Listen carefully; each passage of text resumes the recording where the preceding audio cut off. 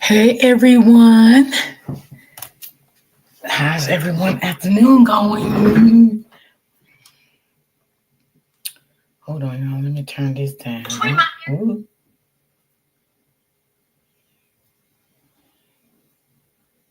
let me just turn this down for a second, guys. I hope everyone is having an awesome afternoon. Okay,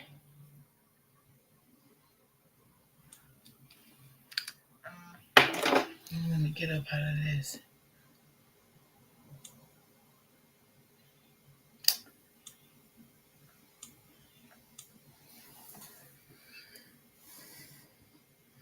Hey Brittany, hey Robert, hey Auntie Cherry. How's everyone doing today? How's everyone doing today? I'm glad you all came through. Thank you so much. I appreciate it. I always appreciate whoever come through. Yes. It's another nice day here today. Just a little breezy, but not like cold, cold, cold. So it's okay. I'm just thankful to see another day. That's it.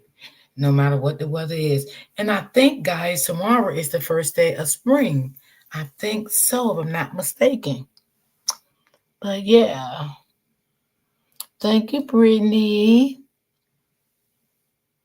Thank you, thank you, thank you.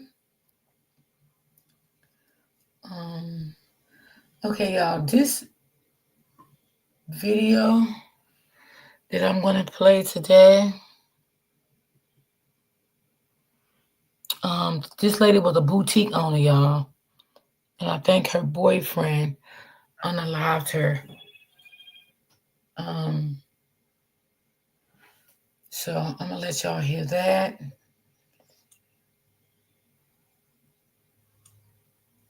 hmm So we gonna get right into it. Y'all know I don't wait till many people come in, honey. Oh, it is Brittany. Okay, okay. I was hoping I heard it right. Yeah, so tomorrow the first day of spring. Okay. But then I think they said here, if I'm not mistaken, I think we're supposed to have rain for 2 days. I don't know if it's Friday and Saturday or Saturday and Sunday, but I know here we're supposed to have rain for 2 days. hmm So yeah, we're gonna get some rain. Hey Miss D in chat, I'm working and listening. I won't be able to look at the chat. Okay, Miss Robin. Okay, thank you so much, sweetie. Thank you, thank you, thank you. I appreciate you. Make sure you got your headbuds on and turned up so you can listen since you can't be in the chat. Because I know sometimes it do get a little low, you know. So I tell people, and I'm gonna get my son and look at my laptop. See, do I have to go into my settings or something and turn it up from there? Because I'm still not good with going into the settings. So that's another thing I want to do too. Go into my laptop and see if it's a way that I can look and make sure that if it's something I need to turn up in there too.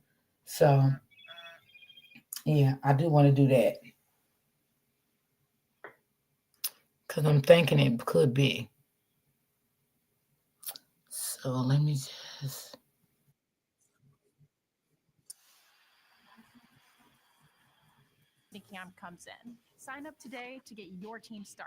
Okay, let me just.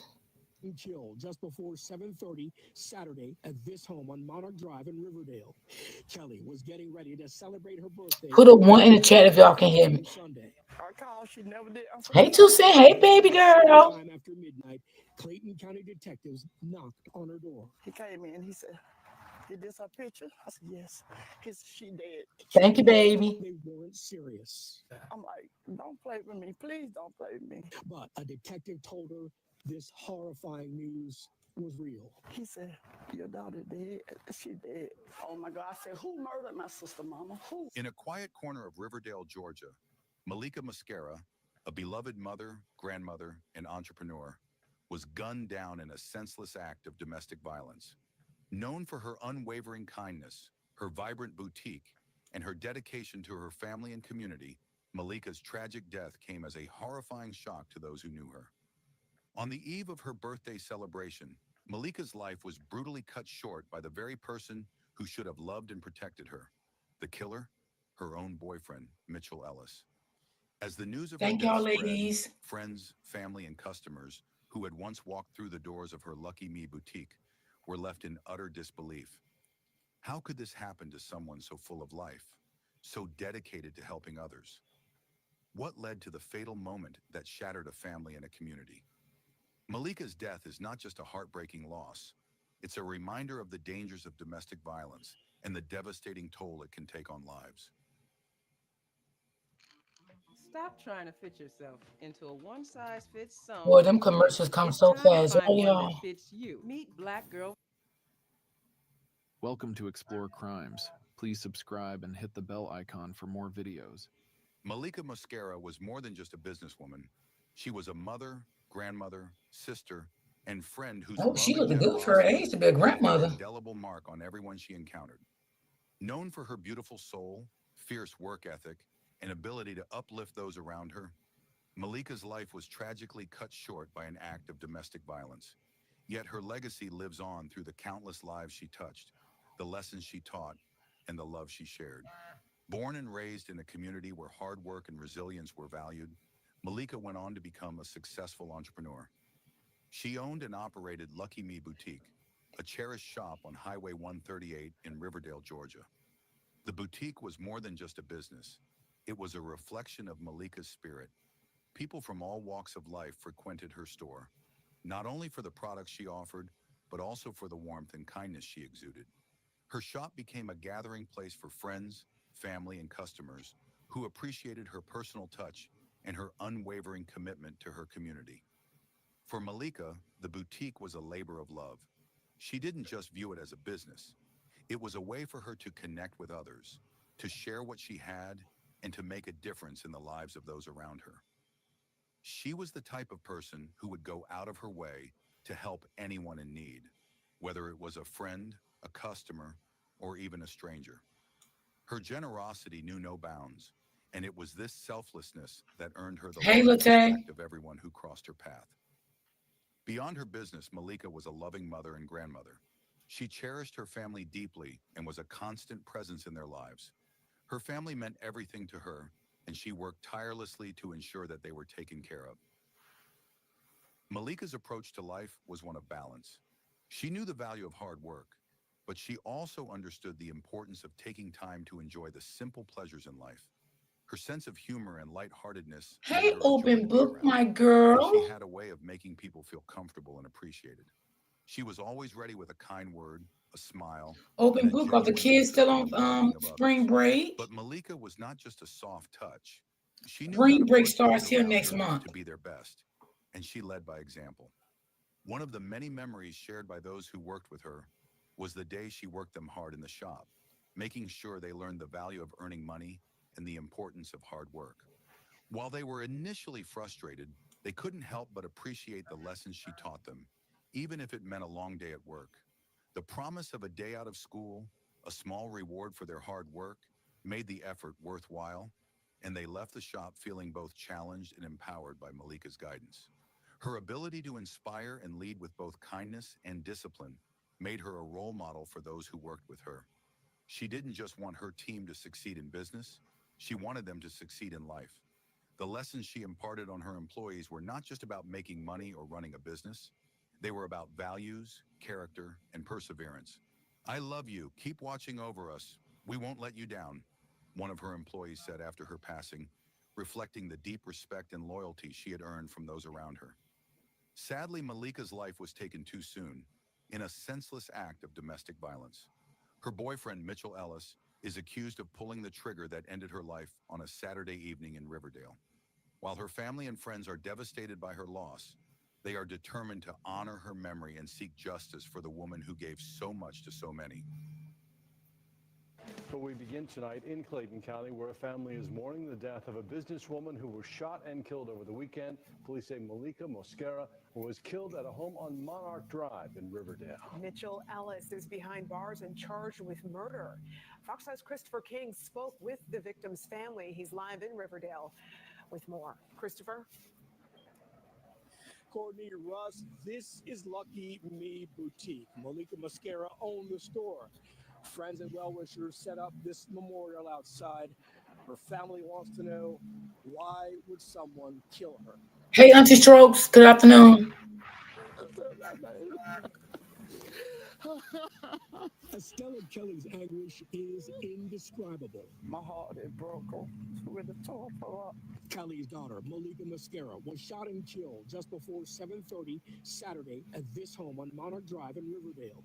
Kelly was getting ready to celebrate her birthday with her daughter the following Sunday. I called, she never did answer the phone. Then, sometime after midnight, Clayton County detectives knocked on her door. He came in, he said, "Is this her picture?" I said, "Yes."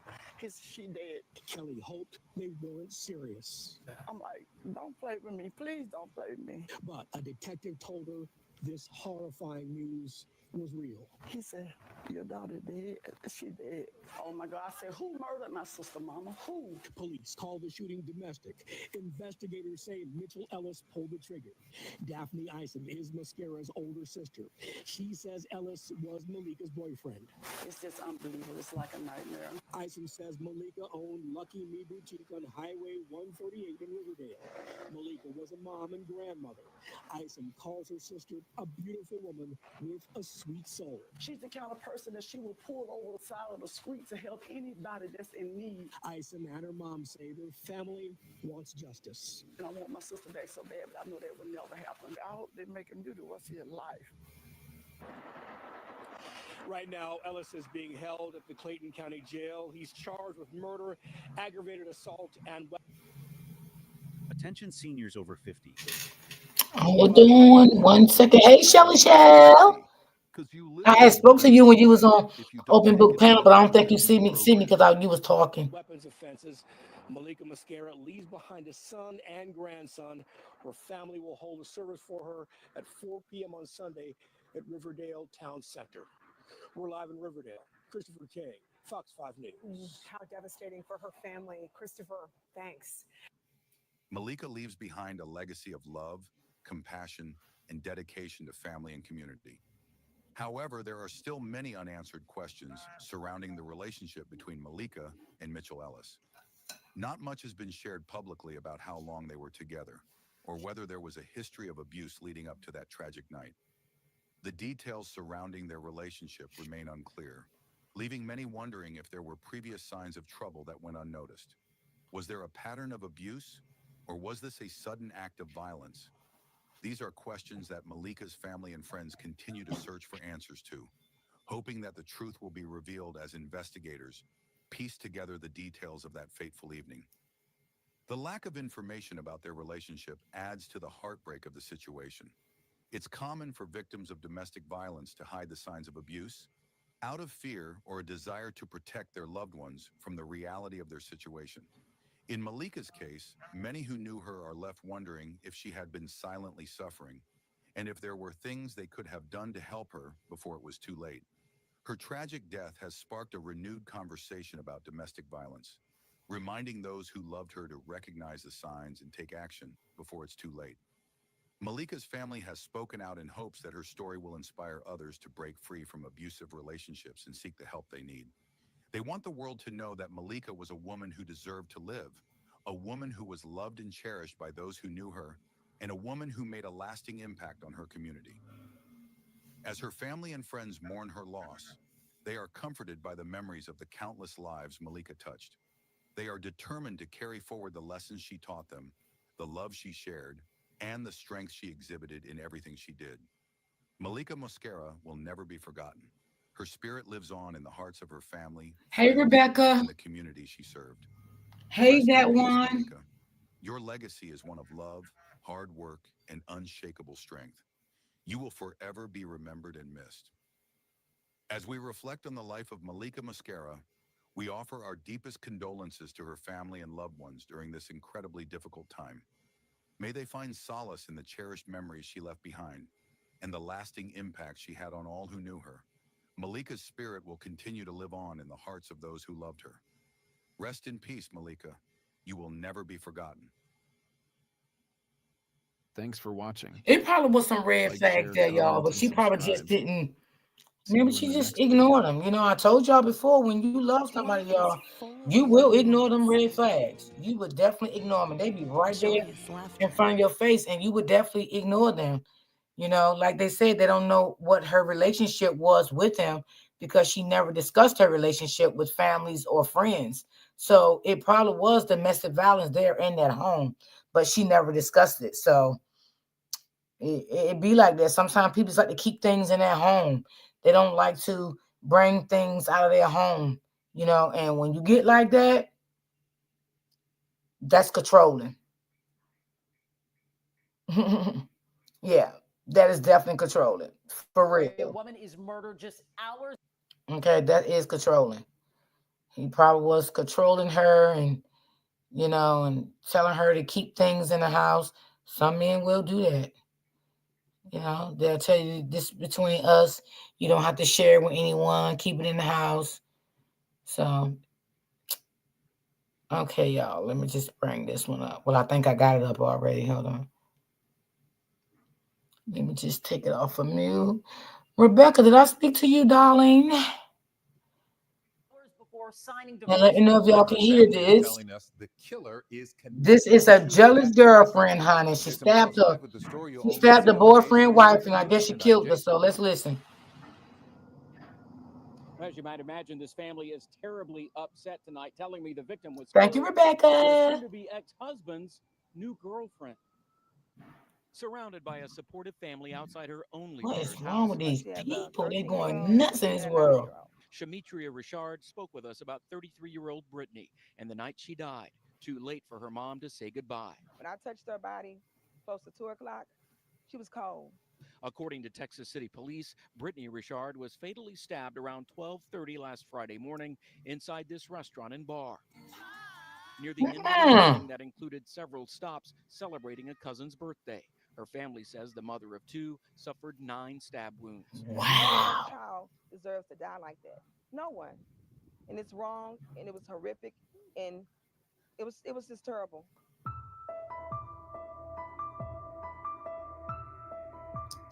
And I was just talking about this yesterday, y'all. Like some women and some men cannot take Welcome to rejection. Explore Crimes. Please subscribe and hit the bell icon for more videos. Brittany Richard, a vibrant 33-year-old mother Yes, of it two, is sad. was known for her kind heart, fierce love for her family, and a Evidently, she commitment to couldn't those take she held rejection dear. from the ex, A hard-working accountant for the city of Lamar, and he got remarried. Brittany balanced her career with the demands of being a dedicated mother to her 2 children, ages 13 and 9. Despite the challenges she faced, including a pending divorce, Brittany maintained a positive and caring outlook, always putting her children and family first. On the night of August 30th, 2024, Brittany decided to take a break from her busy routine and join her family for an evening out to celebrate her cousin's birthday. It was a rare opportunity for her to unwind and enjoy time with loved ones. The night began joyfully, filled with laughter and love, as they visited a few local spots. Brittany's presence, as always, brought warmth to the gathering. But what started as a celebratory evening quickly turned into a nightmare that no one could have anticipated. The night had been lighthearted as Brittany and her loved ones visited several local spots, eventually ending up at Timeout Sports Bar number 5 in Texas City. Brittany, who was set to finalize her divorce the following day, was enjoying time with her family, unaware that her estranged husband's girlfriend, Shinice Felder, was nearby. As the evening was winding down, one of Brittany's younger cousins went to the restroom, but soon after a violent confrontation erupted. 2 women, including Shinice Felder, attacked Brittany's cousin without warning. True to her protective nature, Brittany immediately rushed to her cousin's defense, determined to help. However, the situation quickly escalated. Shanice, no stranger to Brittany, turned her attention to her. Armed with a knife, she viciously attacked, stabbing Brittany 9 times in a brutal and unprovoked assault. Amid the chaos, Brittany's family screamed for help, and called 911, desperate to save her life. Paramedics arrived and rushed Brittany to the hospital, but despite the frantic efforts of the medical team, her injuries were too severe. Brittany was pronounced dead shortly after arrival, leaving her family devastated by the sudden and senseless loss. Mm. Brittany's cousin, who had been injured in the initial attack, was also rushed to the hospital where she underwent emergency surgery. Though she survived, the Hey, family was left Denise. grappling with a mix of relief and unbearable grief. Okay, Their Denise. beloved Brittany, who had always been the light in their lives, was gone. We're just trying to hold on to our last memories as being happy, loving on each other. We just want justice. Her family says Brittany died the same day she was supposed to have signed divorce papers and that Felder was her soon to be ex's girlfriend, adding the two women never had any prior altercations and that the attack inside the bar was unprovoked. If I can ask her anything, I would ask her why and why that night. It may take a trial before Brittany's family, including her two children, get the answers they want. And in addition to being a mother, Brittany Richard was also a popular employee for the city of Lamarck, of course, right next door to Texas City. The family says a vigil will take place in Lamarck next Thursday. Her funeral follows on September 14th. Little is known about Brittany Richards' soon-to-be ex-husband, and there were no reports of conflict between them leading up to her death. Their divorce was set to be finalized the day Brittany was killed. His relationship with Shanice Felder, the woman charged with Brittany's murder, has raised questions, though his involvement remains unclear. Gone. The tragedy of Brittany's death hit hard, not just because of the violence inflicted, but because of the person she was. A loving mother to her two children, ages 13 and 9, a dedicated employee for the city of Lamarck, and a cherished friend, Brittany was someone who brought joy and love wherever she went. Her smile could light up a room, and her heart was always open to helping others. Brittany Richards' mother, Shemetria Richard, expressed her disbelief over the tragic incident, noting that Brittany and Shanice Felder had no prior issues or conflicts. According to Shemetria, there had never been any tension between the two women, despite Felder's relationship with Brittany's estranged husband. In fact, the attack seemed. Want zero transfer fees and great rates to Jamaica? Oh, Send doing your first guys. online money transfer with MoneyGram, Boy, the these fast people and is easy way to crazy. send money. If every high school principal gave the following But these commercials be coming like America would be crazy. seemed entirely unprovoked, leaving the family grappling with why such a brutal act occurred. For Brittany's mother, the fact that her daughter was attacked so violently by someone familiar, yet without cause, made the tragedy even harder to bear. The family continues to ask, why, as they search for answers in the wake of Brittany's death. Despite there being no known issues between Brittany and Felder, the attack that night has left Shemetria and the entire family devastated, trying to comprehend how a night of celebration could have ended in such horror. As the family now prepares for her funeral and seeks justice for the senseless crime, they cling to the memories of Brittany's kindness and love. They have organized a vigil in her honor and set up a GoFundMe page to help support her children and cover funeral expenses.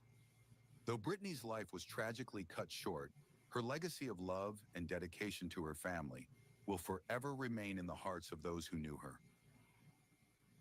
Following the tragic events of that night, 35-year-old Shyness Felder, the girlfriend of Brittany Richards' estranged husband, was quickly identified as the primary suspect in the brutal attack. Felder was arrested in Houston just days later and charged with murder and aggravated assault with a deadly weapon. Upon her arrest, Felder appeared in Galveston County Magistrate Court, where her bond was set at a total of $450,000 for the two charges.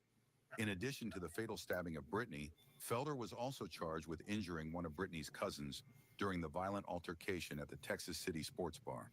This week, 35-year-old Shanice Felder was arrested in Houston. You have the right to retain counsel. You have the right to remain silent. This is video of her magistrate court appearance in the Galveston County Jail, where she's being held on a combined bond of $450,000 on two separate charges. One is a charge of murder, and the other is a charge of aggravated assault with a deadly weapon. Felder is also accused of injuring one of Brittany's cousins. Her accused killer telling that magistrate in court that she planned to hire her own attorney.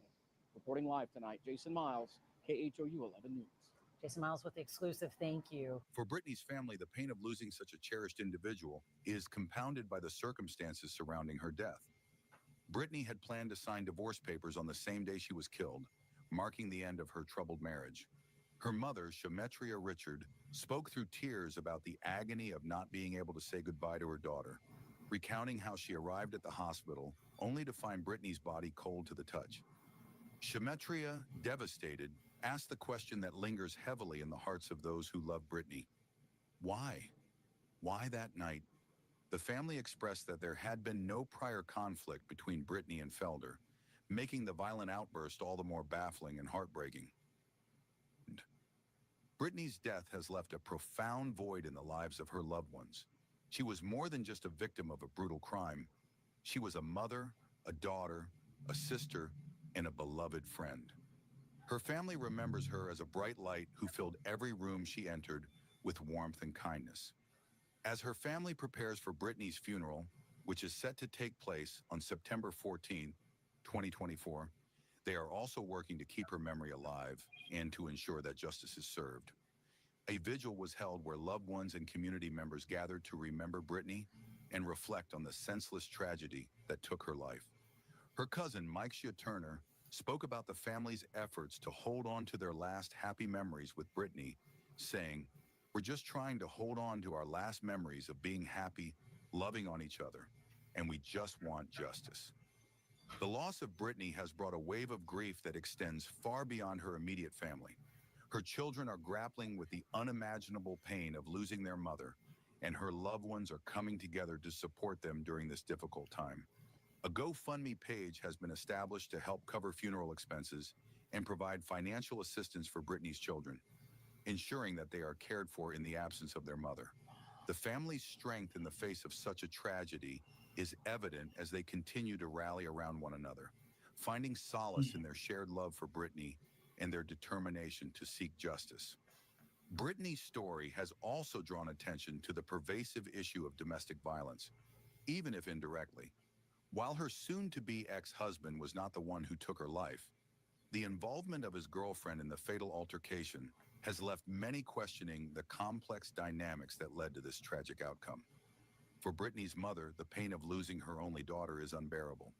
"No one deserves to die like that. No one," Shemetria said, echoing the feelings of many who knew and loved Brittany. "It's wrong. That's so And it sad. was horrific. And That it is was so just sad. terrible."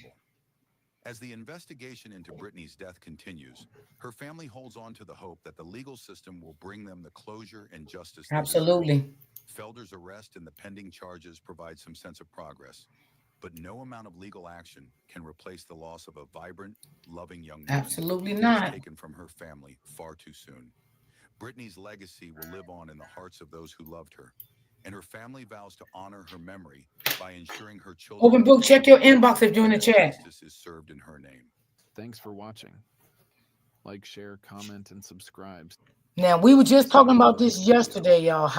How some women, Need you prescription know, they eyewear can't for your move on skin? too. So it's not only the men, it's the women that's doing the same thing. They can't move on gracefully, you know, and stuff. They want to do the same thing. They want to be, unalive people and just do all kinds of crazy stuff. And it's sad. Mm, let me see. This is so sad.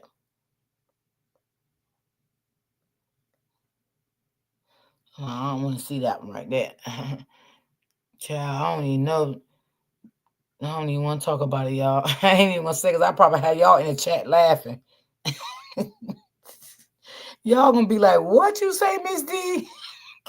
So I think I'll keep that one to myself.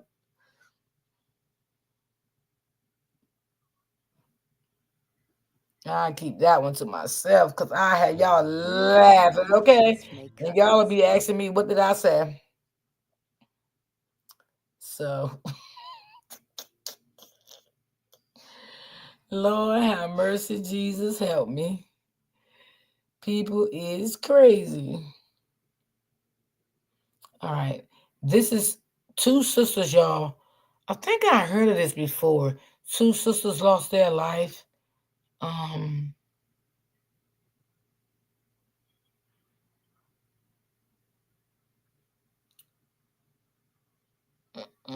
Thank you, Open Book. Say it, D. D, we need a laugh. Rebecca, I don't know, right? But I was just reading the article, right? I didn't even want to play it. It said that a lady used to work at a funeral home. I guess she didn't work there no more. And she cut the dead man penis off and put the penis in her mouth, y'all.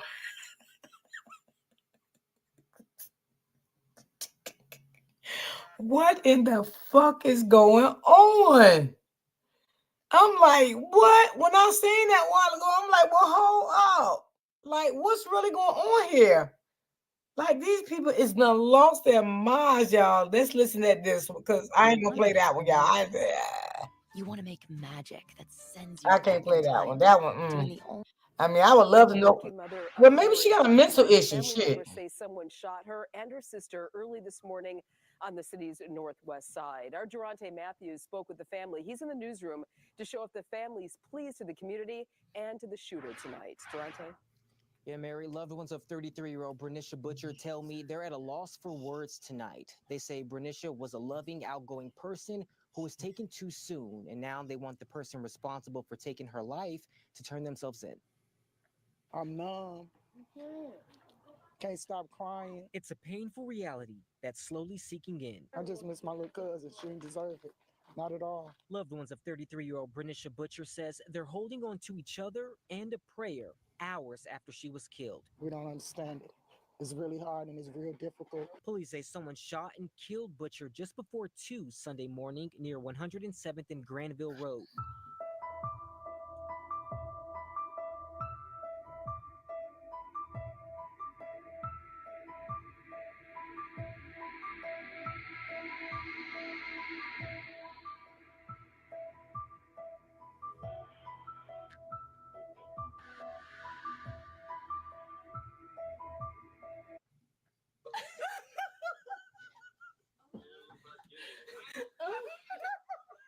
Hello?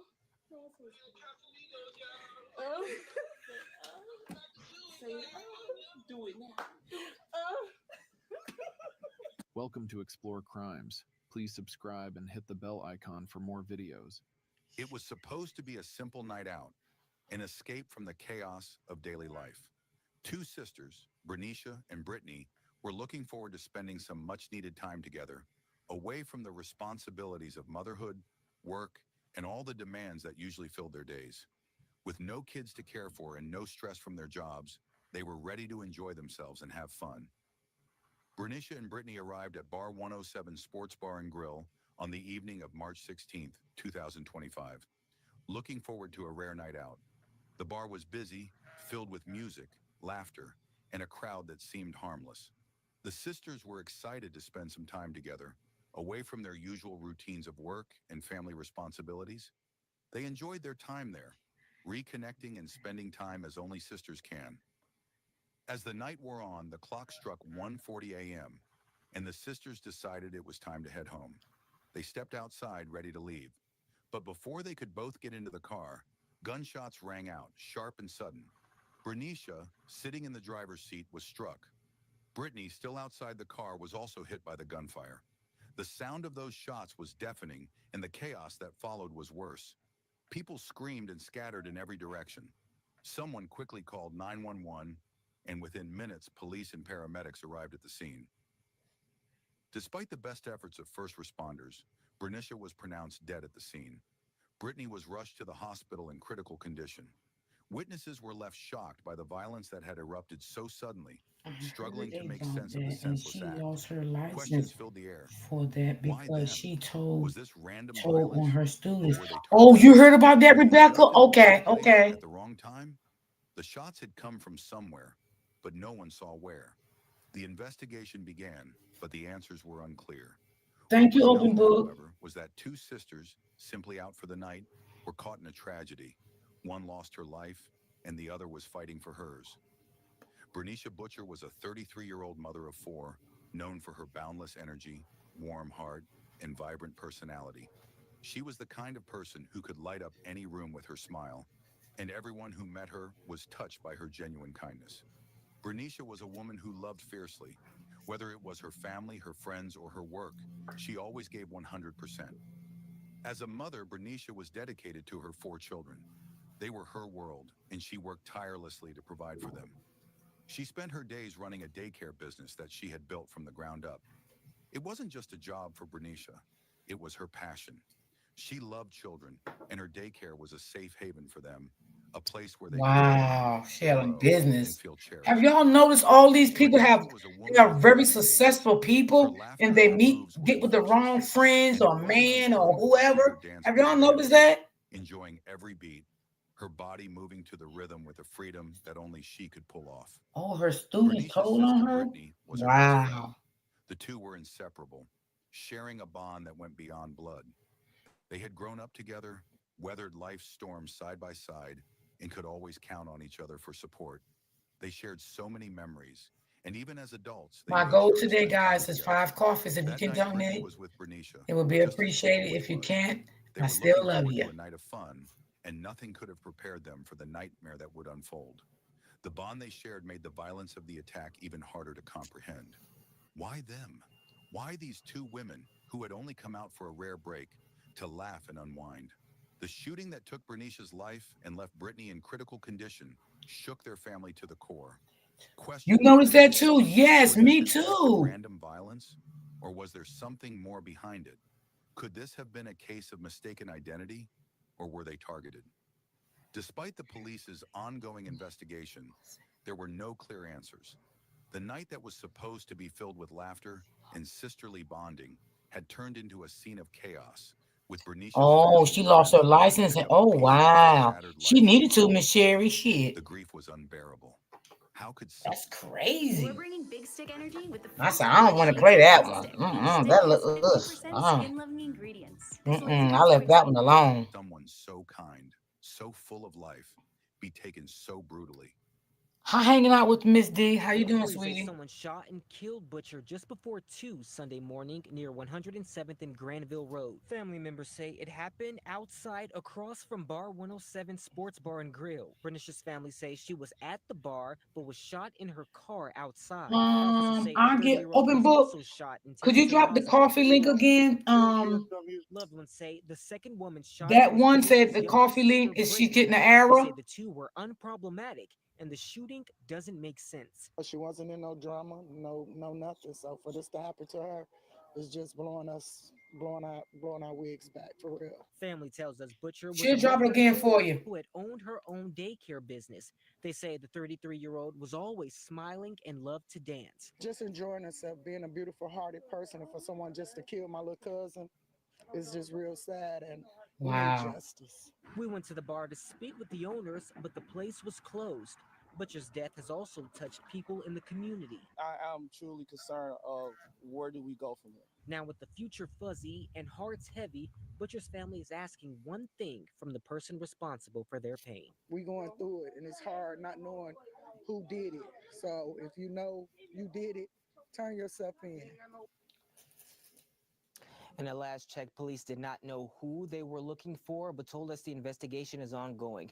Butcher's family say they're asking for prayers Thank from the God. community, and if you have any information on what happened, to call police right away. Bernicia's death left her children without their mother, who had That's been what I their don't driving like. I force. don't like that. As the investigation continued, the community rallied around Bernicia's family.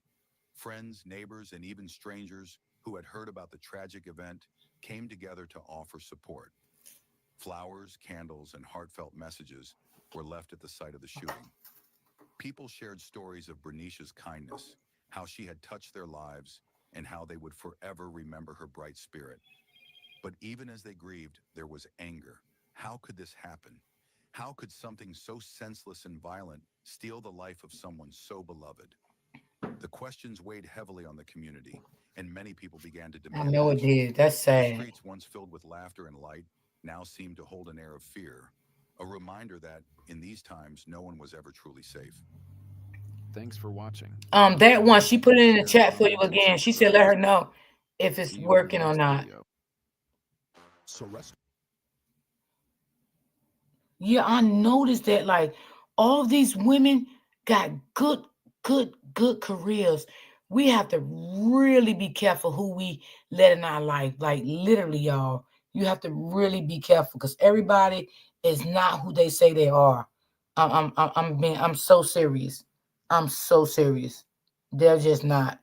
People would just, they'll do things, say things to get close to you, and things like that. Um, it's sad. It's really sad. It really is.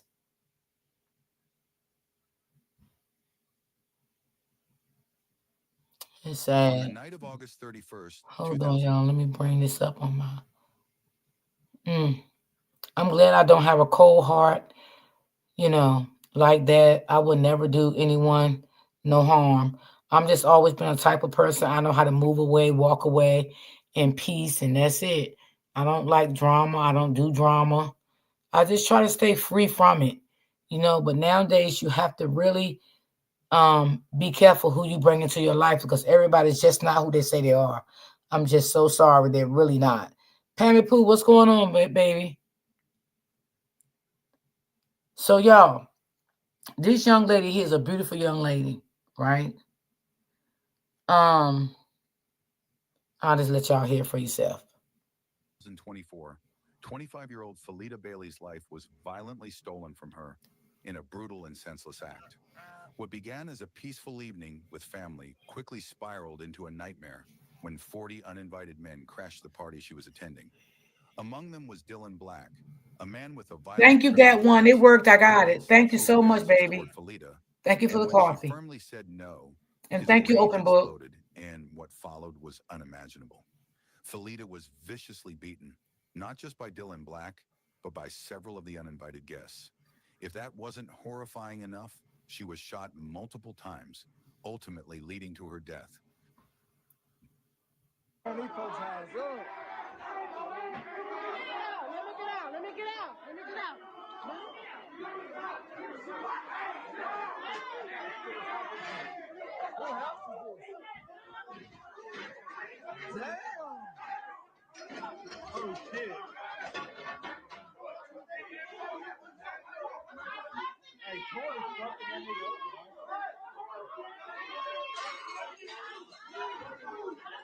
What the hell is going on in here?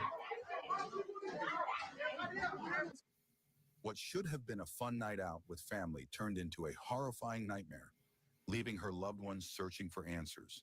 Welcome to Explore Crimes. Please subscribe and See, hit the that's why I bell don't like all icon them for more closed in videos. parties and all This is that. the story of Felita Bailey, a 25-year-old woman with a bright future ahead. Known for her infectious smile, caring nature, and a deep love for her family, Felita was working towards becoming a dental hygienist and had recently moved to Amarillo, Texas, to be closer to her family. On the night of August 31st, 2024, Felita attended a party with Oh, her this cousin just at a house happened. in Amarillo. What began as a small, relaxed gathering quickly spiraled out of control when 40 uninvited men crashed the party. The homeowner tried to get the uninvited guests to leave, but the situation became volatile and things quickly escalated. Among the men was Dylan Black, a 22-year-old with a violent past. Black thought he could win Felita over, but she wasn't interested. She rejected his advances, and what followed was shocking. Dylan Black, feeling embarrassed and angry, escalated the situation. Instead of walking away like a reasonable person, he decided to take things further. Black and his friends began to sexually harass Felita, making her feel unsafe. When she tried to leave, It was things got beautiful. worse. A mob of men, including Black, attacked her and her cousin. They brutally beat them. It wasn't Oh, just a few punches. This was a vicious, mob-like assault. Felita wow. and her cousin tried to fight back, but the overwhelming numbers and violence were too much. It was at this point that Black pulled out a gun. In a moment of pure rage, he fired several shots. The first victim Lord was a man who Jesus. was shot in the leg. Felita was shot multiple times in the upper torso and shoulder. Felita was rushed to the hospital in a desperate attempt to save her life. Her cousin drove her to Northwest Texas Hospital, and they arrived at around 3:26 a.m. Felita was unconscious but still breathing. Her family clung to hope, praying that she would survive the attack. But just 27 Okay, minutes thank you, that later, one. I got it, Felita baby. was Thank pronounced you. dead. The pain of losing her was unbearable for her family, especially for her mother, Odessa Bailey. But the horror didn't stop there. Instead of being treated with the respect they deserved, Felita's family was met with a series of shocking failures from the system. Felita's body was released to an unauthorized funeral home, and her family wasn't What? told where she was. Odessa had to wait 5 long days before she could finally identify her daughter's body. The wait felt like a cruel punishment, and the family began to wonder, was this all part of a cover up? Dylan Black was arrested following the attack, but he vehemently denied any involvement in Felita's assault and death. Initially, he claimed he wasn't even at the scene that night, but video evidence and witness statements told a different story. Surveillance footage, including from doorbell cameras and social media, clearly showed him at the party and involved in the altercation. Faced with mounting evidence, Black eventually changed his story, admitting he was there, but claimed he was merely holding a gun for a friend. Despite this, the evidence against him, including his clothes and the gun found at the scene, painted a more damning picture. She's been her last moments fighting. Wow, this is so This is my only sad. child. My daughter she will be 26, October 26th of this year.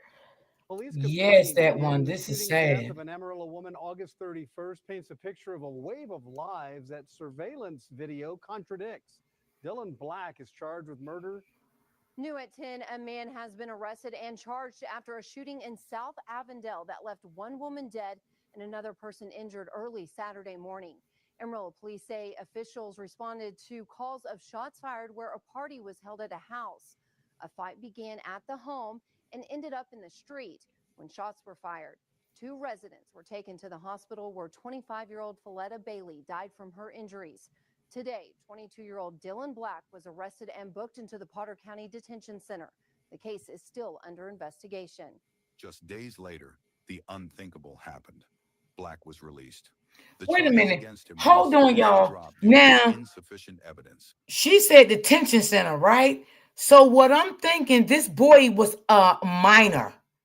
He was a minor. Detention center, that's for juveniles. Okay.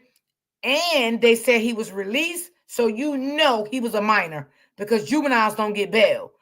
Their mom come and sign them out if the judge released them. Because that's what they do here. So, and then another thing, y'all.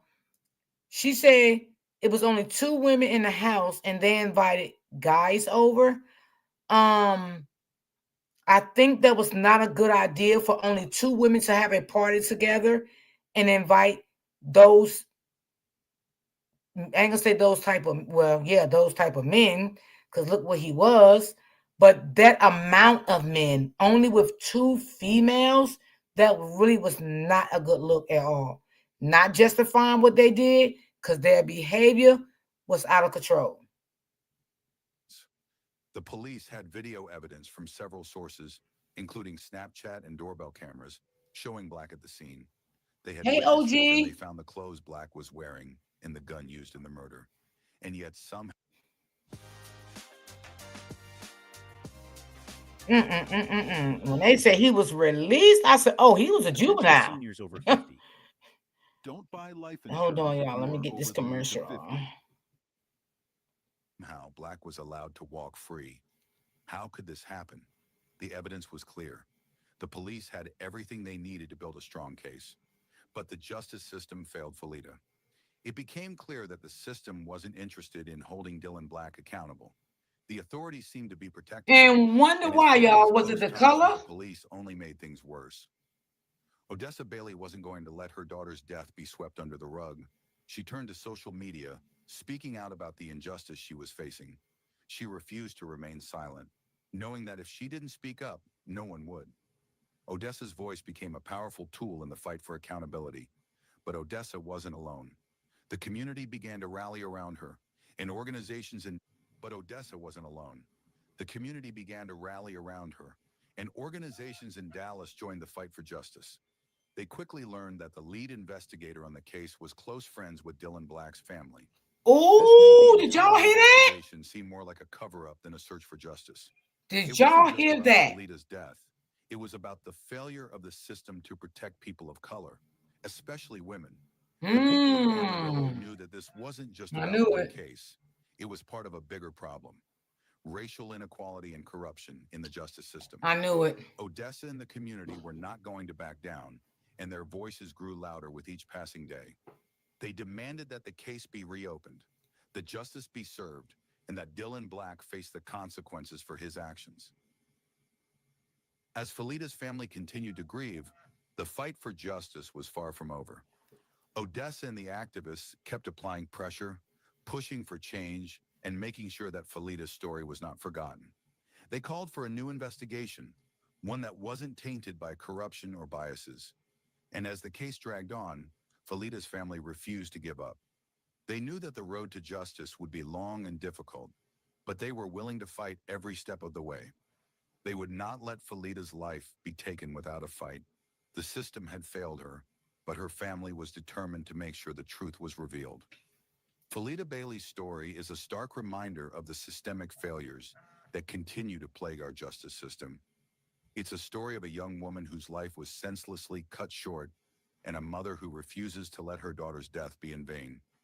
Felita's memory lives on, and her family's fight for justice is far from over.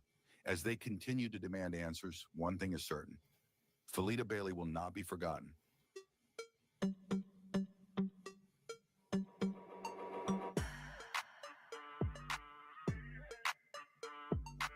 That is sad.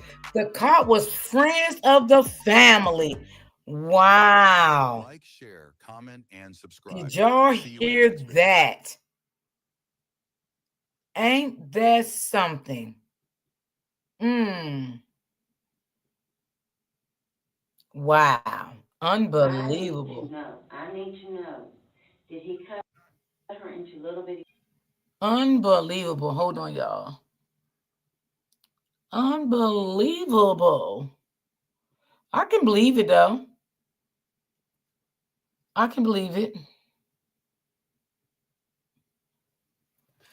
Wow. That is something. Try to cover this boy up for what he did to this woman. Okay?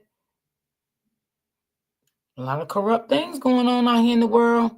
We got to pay close attention, y'all.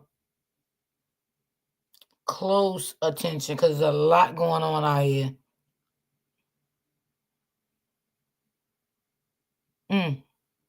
Okay.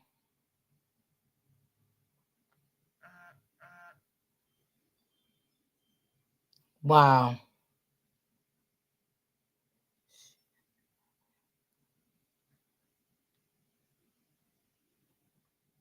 Okay.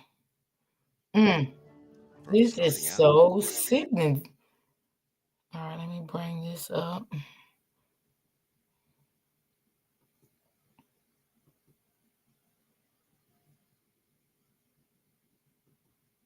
And right, let's see. All right, let me get the commercial off.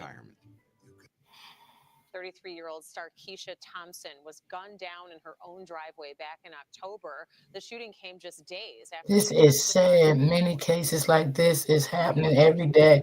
Our Black women are engaged. Yes, OG. How you been, OG? Crimes. Please subscribe and hit the bell icon for more videos. This is the Okay, story of Brittany. Starkeisha Thompson, a woman whose life was turned upside down during a violent carjacking that would haunt her in the months to come. It started as an ordinary day when she and her boyfriend stopped at a gas station, unaware that this would be the moment that would forever change their lives.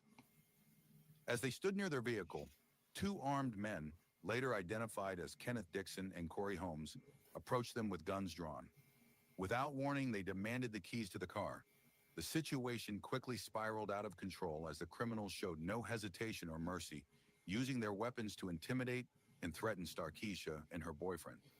Terrified for their lives, they had no choice but to hand over the keys and allow the carjackers to drive away with their vehicle. The carjacking on that fateful September day was a turning point in Starkeisha Thompson's life, one that transformed her from an ordinary mother doing her best to care for her children into someone constantly looking over her shoulder, forever changed by the trauma of the attack.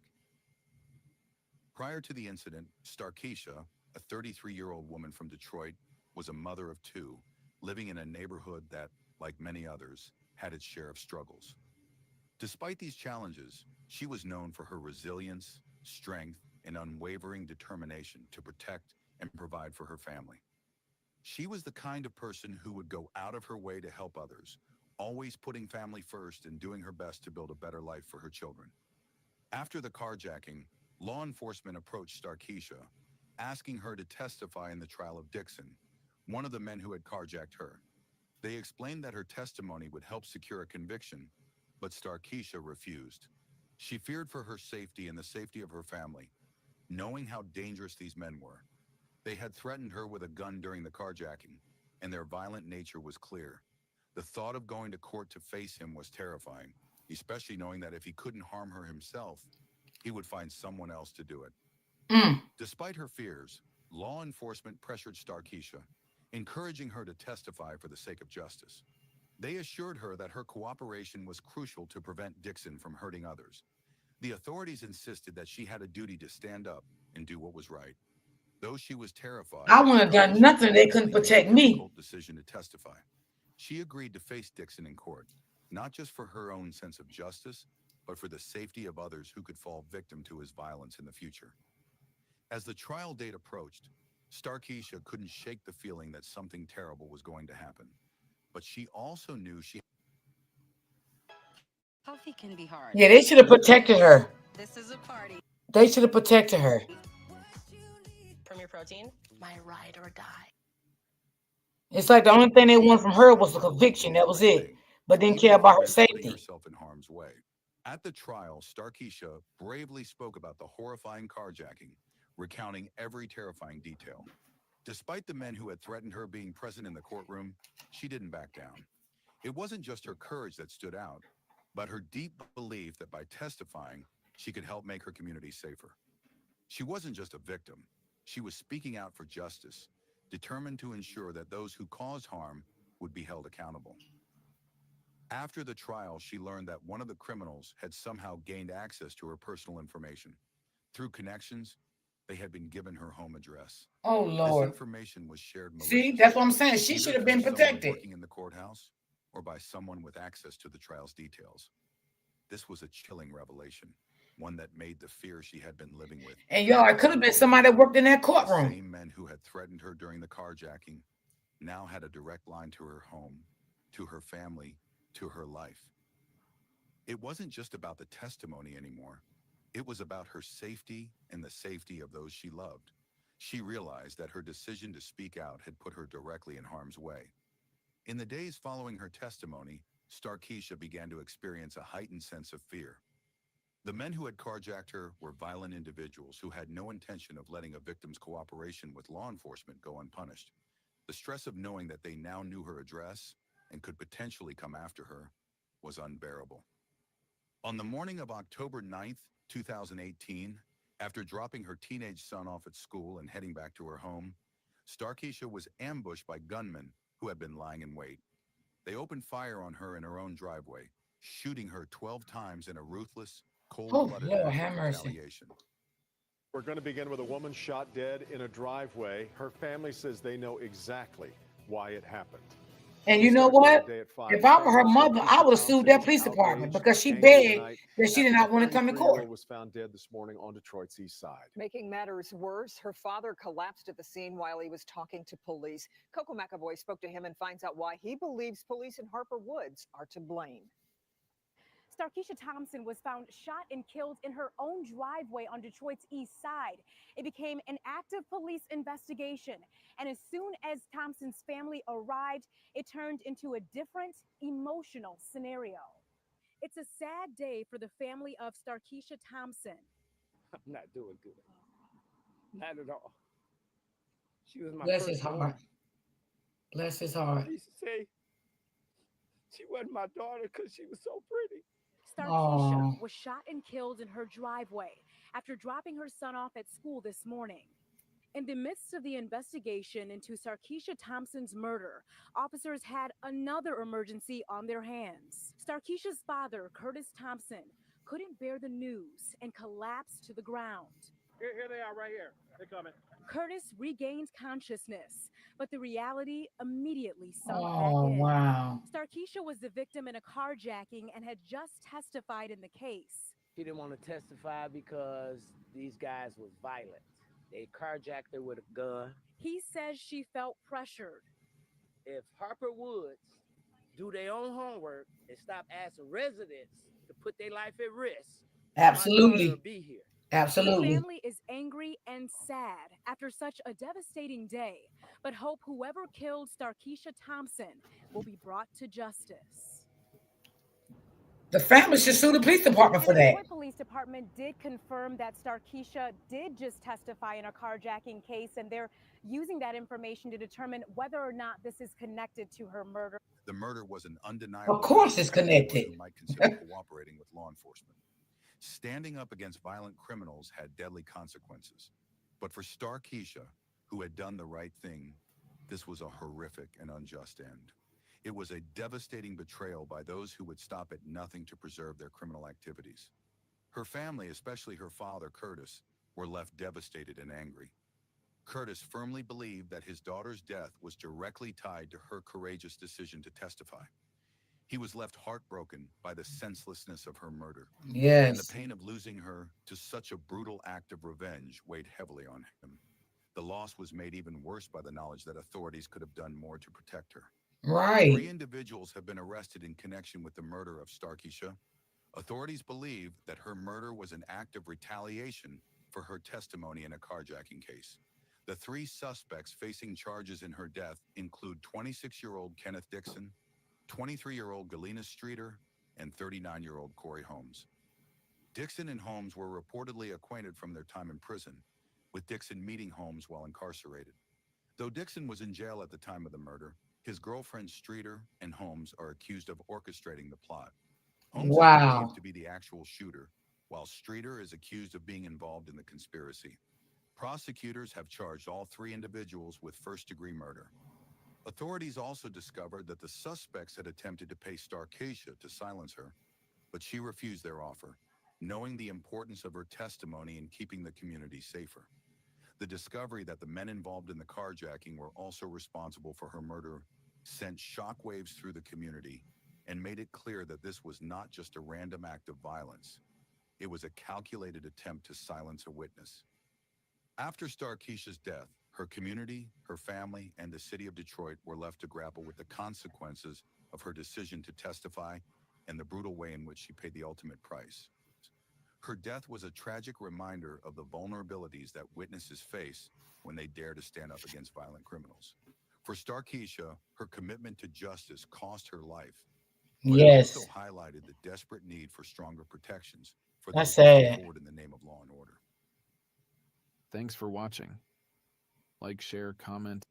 I think her family should have had sued that police department. I would have. If that was one of my kids, I would have sued that police department. I would have went to see me a lawyer and see what the lawyer could have told me. And if I could have brought up on the case, I would have. Because you can tell the girl was scared. The girl was actually scared. She was letting them know she was scared. She did not want to testify. She feared for her life. And they kept pressuring the girl to do it. I mean, why would you do that? And the girl's telling y'all she's scared.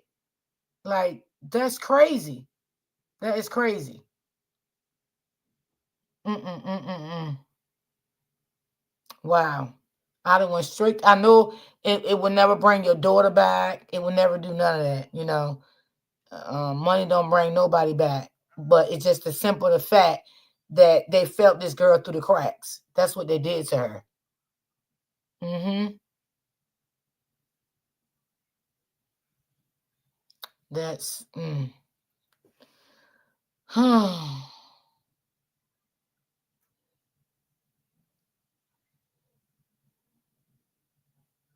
so sad. So sad. Okay, let me see.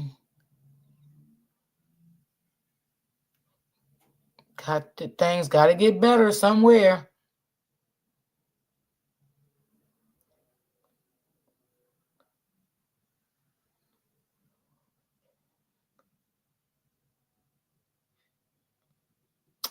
Okay, let me bring this one up. Ok, listo para evitar.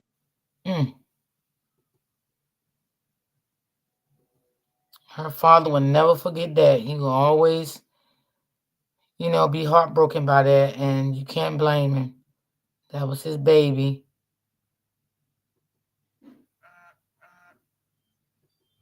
He's some heartless people out here, boy, I tell you. Evitar hablar del salario. Alright. Yeah, that was sad, open book. Technology and transportation That was network to make sad. your business The girl flourish. pleaded that For she did not want to today's government testify. What did y'all didn't understand? An outburst in Providence District Court on Wednesday.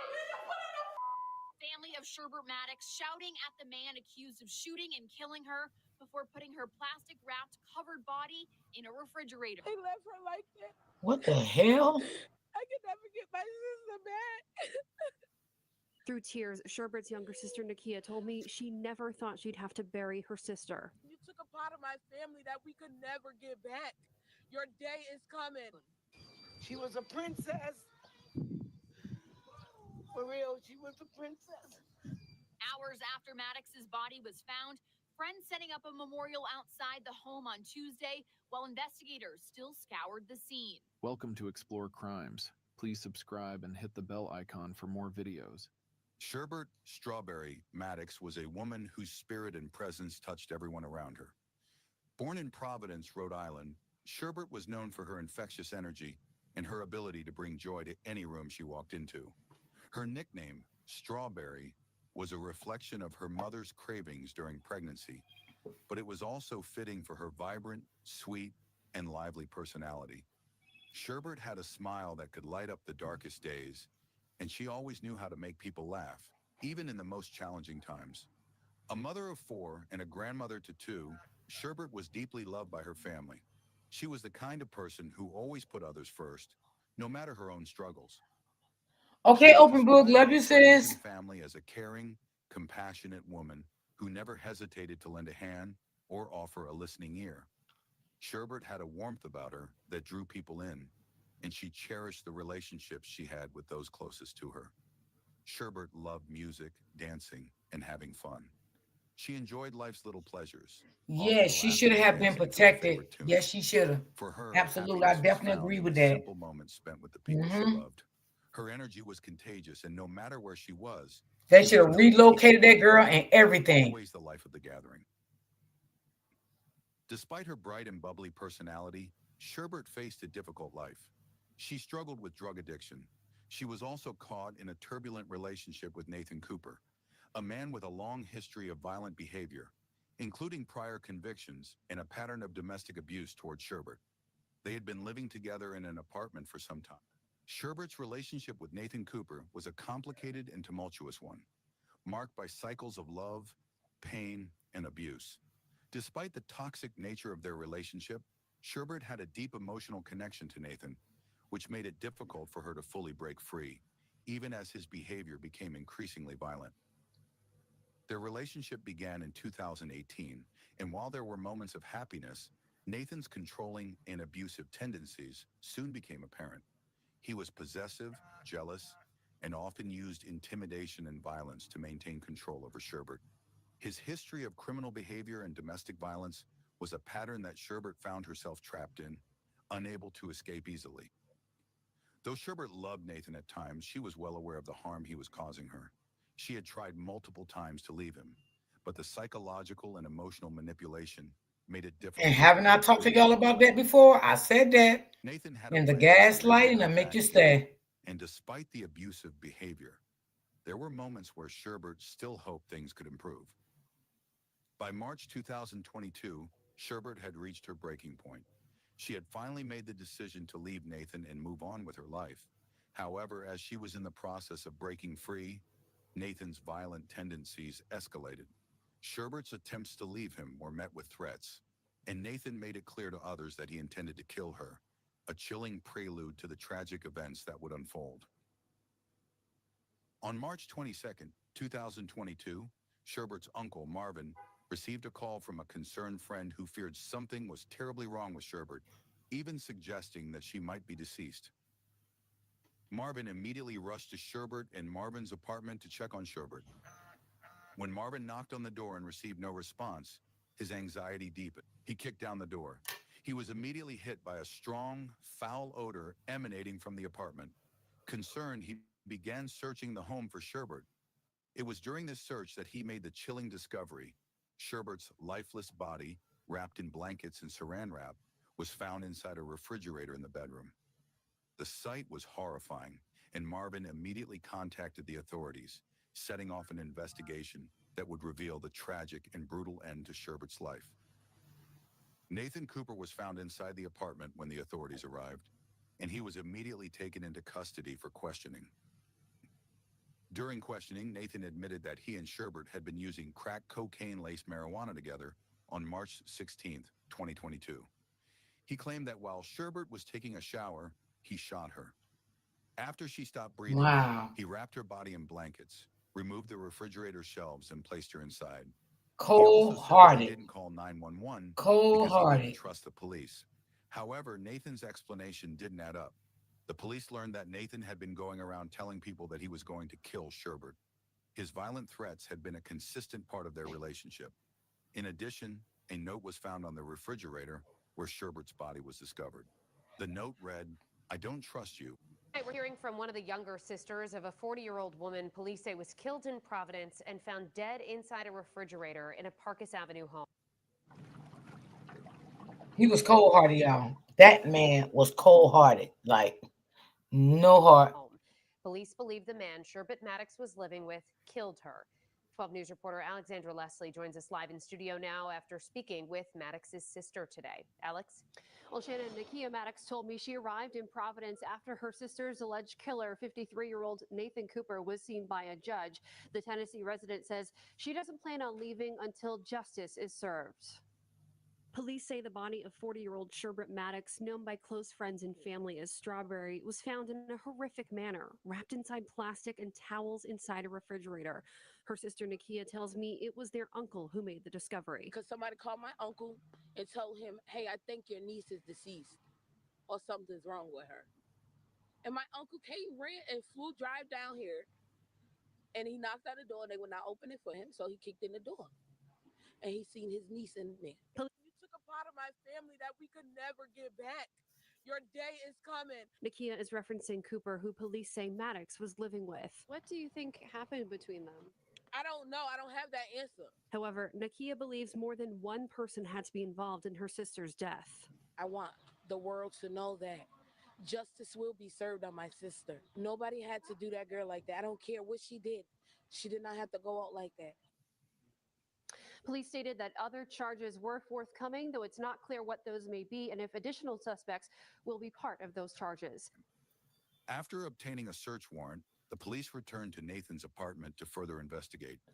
They found weapons they believed were used to harm Sherbert, as well as 2 cell phones. The refrigerator, which had been moved from the kitchen to a bedroom, was where Sherbert's body was hidden and concealed. This, along with the disturbing note left on the refrigerator door, reinforced the belief that Nathan's actions were intentional. Nathan was arrested and charged with first-degree murder, possession of a stolen firearm, and carrying a firearm without a license. His past history of violence, his threats, and the way he tried to conceal the crime pointed to a deliberate and brutal act. But Maddox's sister, who lives in Tennessee, tells me she's not planning to leave Rhode Island anytime soon. Nakia Maddox told me she arrived in Providence after her sister Sherbert's alleged killer, 53-year-old Nathan Cooper, was seen by a judge to face murder charges. And justice will be served. And I promise I'm not going to leave this state and go back to Tennessee until something is done the right way. Nakia and Sherbert's godmother, Eleanor, aren't convinced Cooper, who police say Maddox was living with, is the only one responsible. We're going to hide from one person, but I pressed it in I figured it. Nobody can do that. Nobody. Police say Maddox's body was found Hey, wrapped inside Catherine, plastic and towels baby. inside a refrigerator. Her sister Nakia tells me it was their uncle who made the discovery after getting a call that something may be wrong. And he knocked on the door and they would not open it for him, so he kicked in the door. And he seen his niece in there. And the fact that he left her like that, I can never get my sister back. Nakia told me her sister, also known to family and friends as Strawberry, should not be remembered for her death, but for her life as a loving and happy person. She was always happy, smiling, laughing, having fun, always the light of the party. She loved music. She liked to dance. She liked to have fun. That's how I'm going to remember my sister. During Nathan Cooper's first court appearance, the courtroom was filled with the emotional presence of Sherbert's family, who were there to seek justice for her brutal and senseless death. As Nathan stood before the judge, charged with first-degree murder, possession of a stolen firearm, and carrying a firearm without a license, his behavior in court was marked by emotional outbursts. Nathan, visibly distraught, wept hysterically as the charges were read. His tears seemed to reflect a mix of remorse and frustration, though many in the courtroom felt that his display of emotion was less about sorrow for Sherbert and more about the weight of the situation he now found himself in.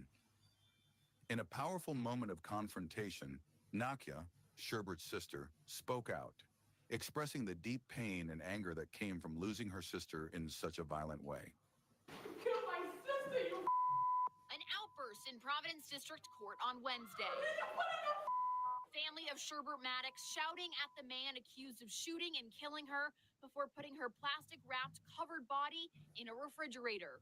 The suspect, also Sherbert's boyfriend, 53-year-old Nathan Cooper, facing a judge for his arraignment, now formally charged with murder. Providence police say around 2:30 on Tuesday morning, friends and family of Maddox, also known as Strawberry, called police with concerns about her well-being. Inside the home at 43 Parkus Ave that the two shared, investigators finding Cooper and Maddox. Mr. Cooper was taken in for questioning.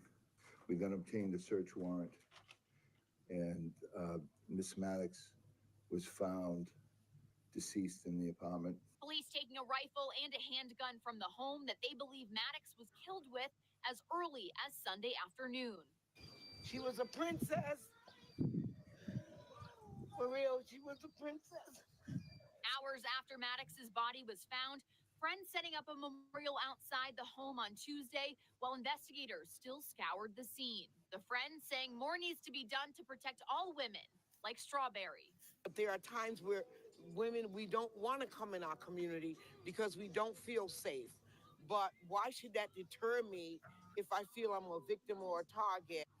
While Nathan's emotional outbursts in court continued, Sherbert's family was resolute in their demand for justice. The proceedings were postponed as Nathan's display of emotion required a brief break. But it was clear that the family was not swayed by his tears. They were focused on one thing, ensuring that the man who had taken Sherbert's life faced the consequences of his actions. Sherbert Strawberry, Maddox's life was filled with strength, love, and resilience, even as she faced the darkness of an abusive relationship. Her courage to break free will not be forgotten. Though her life was tragically cut short, her memory lives on in the hearts of those who loved her. May Sherbert rest in peace, free from pain, and may her legacy continue to inspire others to fight for freedom and justice. Thanks for watching. Like, share, comment, and subscribe. See you in the next video. So sad. Yes, it is. So sad. Oh, oof. These men, baby, y'all got to do better. If you don't want somebody, just leave them. You ain't got to do all the shit that you're doing. Like, it's unnecessary. But we know men can't take rejection, honey. Yeah, we know that. mm. A family murdered in their home. How a text started.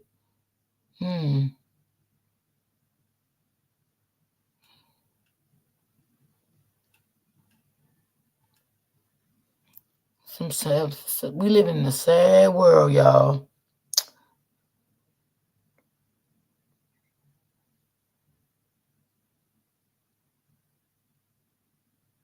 All right, let's see what this one about. I don't know. Yeah, if I bring some up, y'all, and I played it before, just let me know. Because sometimes I will, forget. So, fresh my memory.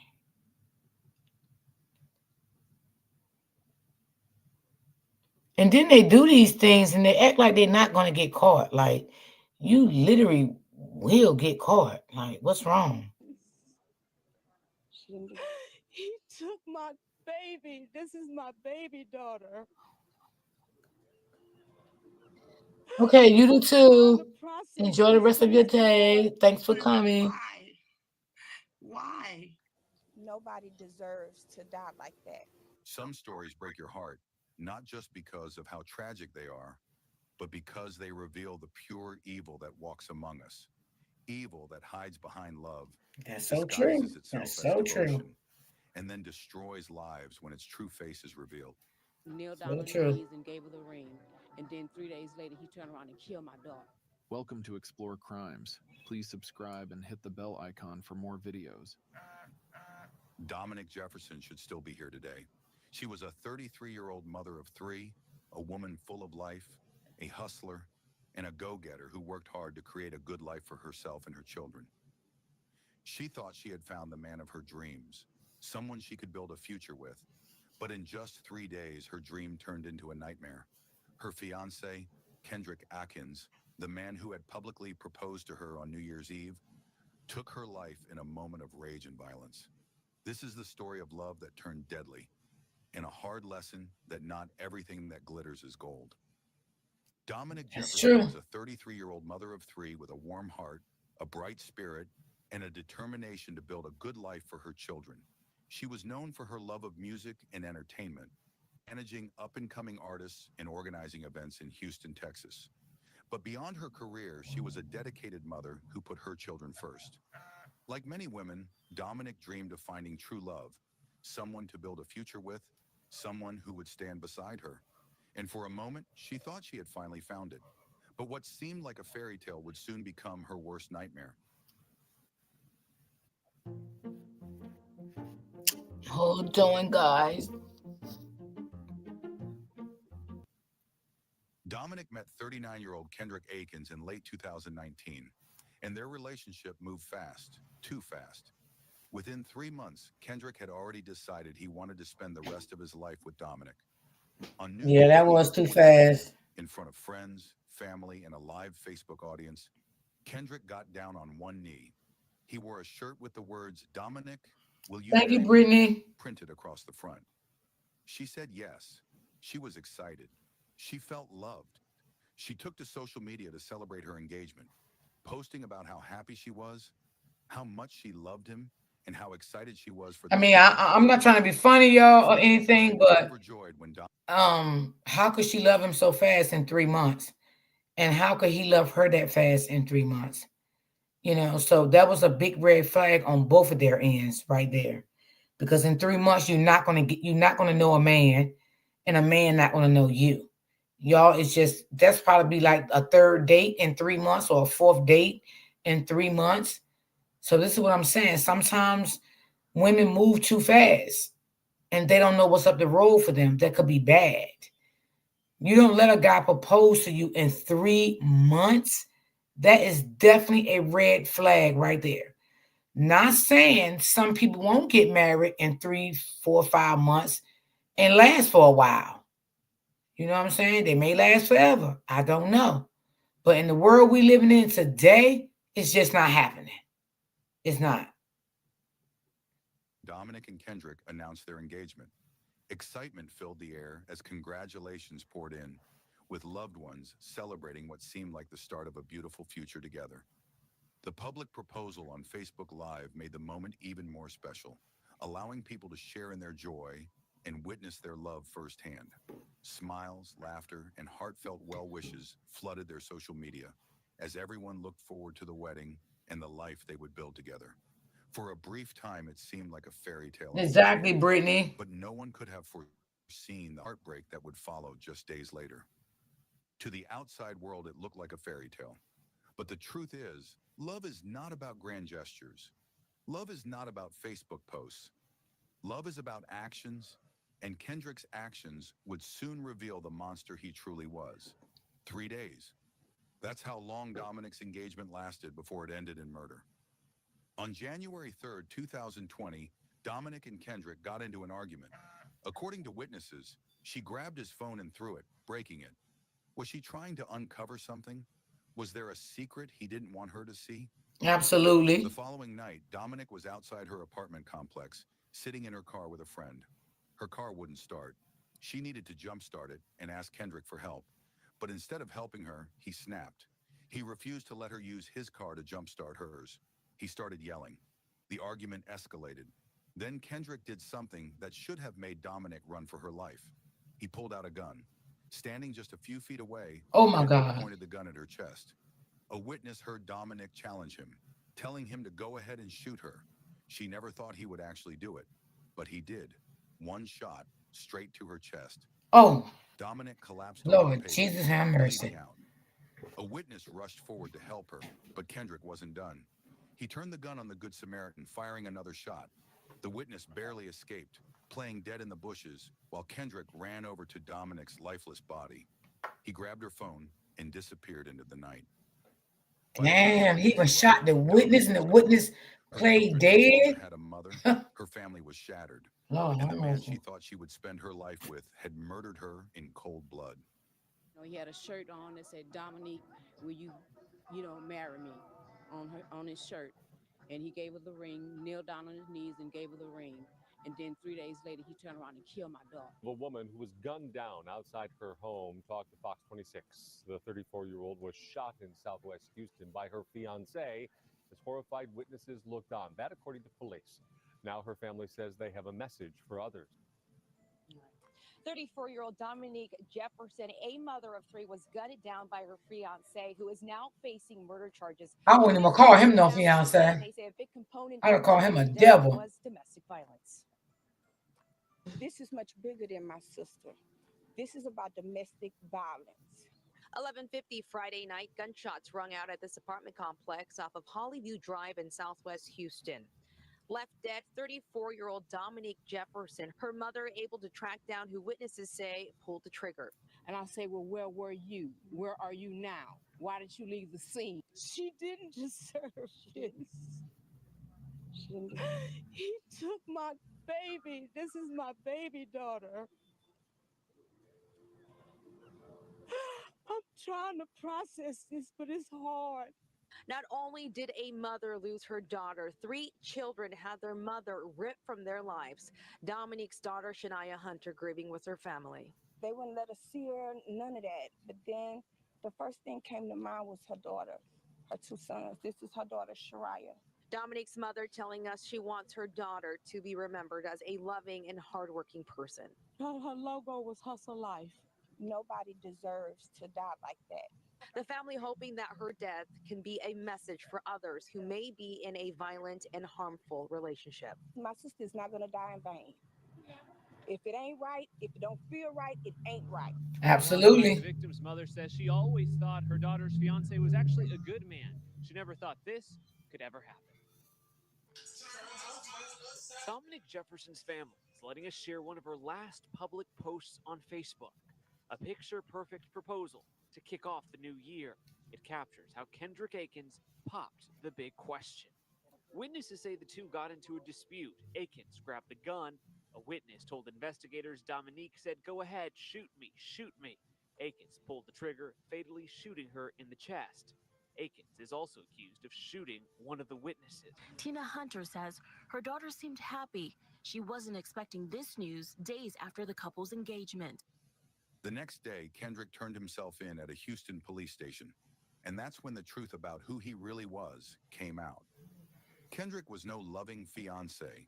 He was a predator, and Dominic was not his. What? One blessed thing anyone in this Are world you can do kidding to me? advance That's why I keep towards saying these women has to do their background search on these men. First victim. His criminal record was long and disturbing. 2008, convicted of aggravated assault against a woman. 2015, arrested for possession of methamphetamine and felon in possession of a firearm. 2020, on parole at the time of Dominic's murder. How was this man free? How did no one see the danger before it was too late? 39-year-old Kendrick Akins turned himself into police a few hours after the shooting on Hollyview in northwest Houston. Akins allegedly. And see, he was on parole Okay? Now, if she would have took her time, went slow with him, that would have came out. That would have came out. Now, would she would have left him because he was on parole? I don't know. Or would she did some background search on him to find out what he was on parole for? Once she found out, possibility she should have, and all these things that these people are saying about this man, everything would have came up. She would have known everything about him. Now, would she continue to mess with him? I don't know. Maybe she would have. But I'm saying at least she would have known who she was dealing with. She didn't give herself time to know anything about this man. This man was on parole for violence when he proposed to her. She was just his next victim. That's all he was. She was. He didn't love her. He wasn't anticipating in loving her. Let's be honest. It was no love in this man's heart at all. He didn't have no love. He didn't know what love is. His whole life was violence. That's it, and that's all. Allegedly shot the woman outside of an apartment complex, then shot a bystander who tried to help her. The victim's sister told us Akins had just proposed on Facebook Live on New Year's Eve. Dominic's family was devastated. Her mother, Tina Hunter, was in shock, unable to understand how the man who had just promised to take care of her daughter could be the one to end her life. Her sister was in disbelief, recalling how she had just met Kendrick and thought he was a normal, decent man. But love had blinded them all. Dominic's And to be honest, y'all, the mother shouldn't even never thought he was a nice guy. You didn't know him like that. Even when he could oppose to your daughter, you should have talked to your daughter and told your daughter you think that's too soon. Now, will she listen to you? I don't know, because she's grown.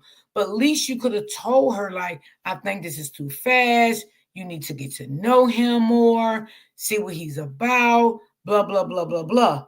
That's what her mom should have. But I'm not judging the mother. Excuse me. I'm not judging the mother, but this is what I feel she should have had did. Because if that was any one of my daughters, I would have did just that. I would have told my daughters, no, that's too fast. 3 months, no, you don't know this guy. You need to find out his real name. Okay, you need to look him up. You need to do some research on him. I'm just saying how I would have did it. And what I feel like, I'm not judging the mother because the mother didn't do it. You know what I'm saying? Um, what he did, he gaslighted the whole family. That's exactly what he did. So that's why the mother thought like that. Like, he's nice, you know. But you can't look at somebody just being nice all the time. You can't. Because people know how to manipulate you. They know how to gaslight you. They know how to do all of that. And his mask fell off in 3 months. In 3 months. three children, just 11, 6, and 4 years old, were now motherless. The woman who had worked hard to give them a future was gone. We're on tonight. The victim's mother says she always thought her daughter's fiance was actually a good man. She never thought this could ever happen. Dominic Jefferson's family is letting us share one of her last public posts on Facebook. A picture-perfect proposal to kick off the new year. It captures how Kendrick Akins popped the big question. Witnesses say the two got into a dispute. Akins grabbed the gun. A witness told investigators Dominique said, "Go ahead, shoot me, shoot me." Akins pulled the trigger, fatally shooting her in the chest. Akins is also accused of shooting one of the witnesses. Tina Hunter says her daughter seemed happy. She wasn't expecting this news days after the couple's engagement. Why? Why would you do this? You said you loved her. You proposed to her. There's no way he loved her in 3 months. And There's now no way. today you kill her. Dominic Jefferson, 33 years old, a mother of three, and newly engaged. On New Year's Eve, she received a proposal and a ring. Her mother watched the video, was happy for her daughter. And I thought she had found the man of her dreams. And it No turned out way. it wasn't the man of her dreams. It was a nightmare of her life. Her life ended 4 days later, early Saturday morning. According to police, Jefferson and her fiance, 39-year-old Kendrick Akins, had an argument. As she Exactly, stood in the Rebecca. apartment parking lot and Exactly. continued, He's now charged with shooting her to death. Pointed it at the complainant's chest, fired the handgun once, striking the complainant in the chest.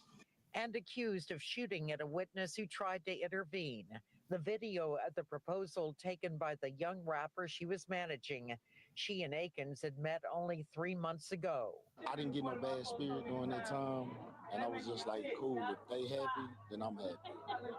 But when the altercation happened, I was thrown off because I was like, man, how could you do this? You just proposed, how could you do this? Then the truth began to unravel. Kendrick wasn't just an ordinary man who snapped. He had a history of violence, a pattern of hurting women.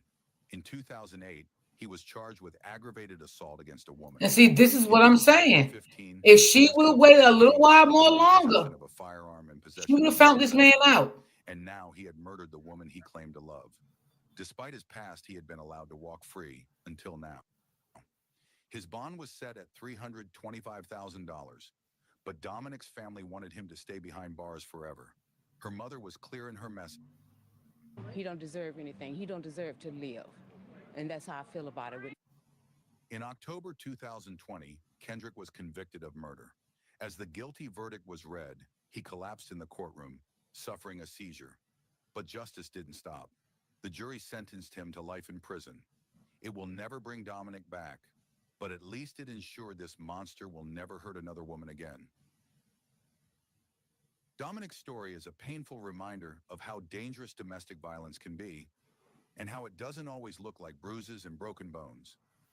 Sometimes it looks like a quick engagement, a public display of affection, a Facebook Live proposal, until it's too late. A heartbroken family paying tribute to Absolutely. a mother who was killed this weekend. This balloon releases for Dominic Jefferson. The red flags were there. The rushed engagement after Absolutely. only 3 months. The controlling behavior that led to their fight. His criminal history, one that wasn't fully known until it was too late. Too often, abusers trap their victims quickly before they can see the truth. Love bombing, manipulation, Yep, I isolation. said that. It's all part of a cycle. And for Dominic, that cycle ended in murder. Dominic's story should not be forgotten. She was a mother, a dreamer, a fighter, a woman who deserved so much more than the fate she suffered. Her death is a tragedy, but her life was a testament to love, strength, and resilience. If her story teaches us anything, let it be this. Trust your instincts. Take your time in relationships. Look for the red flags, and never ignore the warning signs of abuse. Domestic violence is real, and too often it ends like this. OG, absolutely. Dominic deserved a lifetime of love, not a Absolutely. I life got to agree sentence with from the you. man who claimed to love her. Rest in peace, Dominic Jefferson. Your story will not be forgotten. Love. Thanks for watching. Like, share, comment, and He subscribe. definitely was. See you in the next video. Popeyes has the best of both. Yeah, absolutely. He knew what to do. But if she'd have gave herself a little more time to really get to know him, that mask would have came completely off before she even got that engagement ring. Because I mean, she didn't have to say yes, I would marry you. She could have said, right now, we need to take our time. We just met each other. It's too early for engagement ring. And then I think about it like this too, OG. You know, maybe she was looking for love, because the other kids' fathers, the way they could have treated her. You know what I'm saying? She loved them and they didn't love her back the way she loved them. So maybe she was looking for love. And then when she found this guy, because it happens like that sometimes, then she found this guy and he proposed to her maybe what she wanted the other kid's father to do and they didn't do it. So when he did it, that made her feel good. That made her feel loved and secured and and everything like that. So I'm just saying, because that could have played a role in that. You know what I'm saying? I would just, because sometimes things like that happen.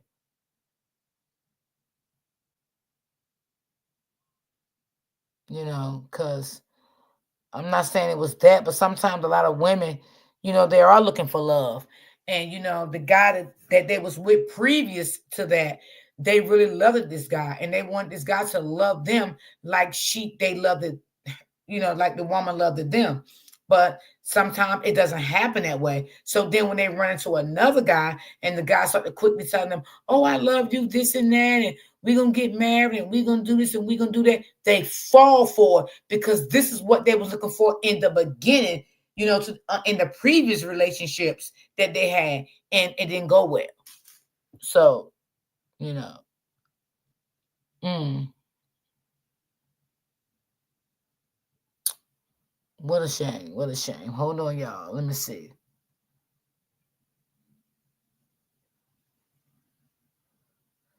Yeah, I played that one already.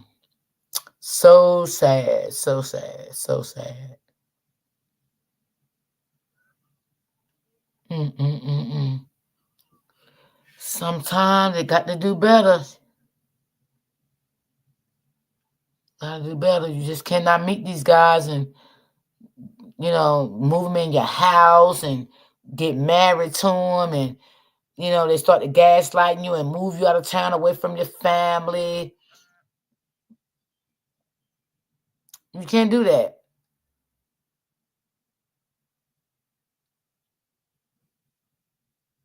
So let me see.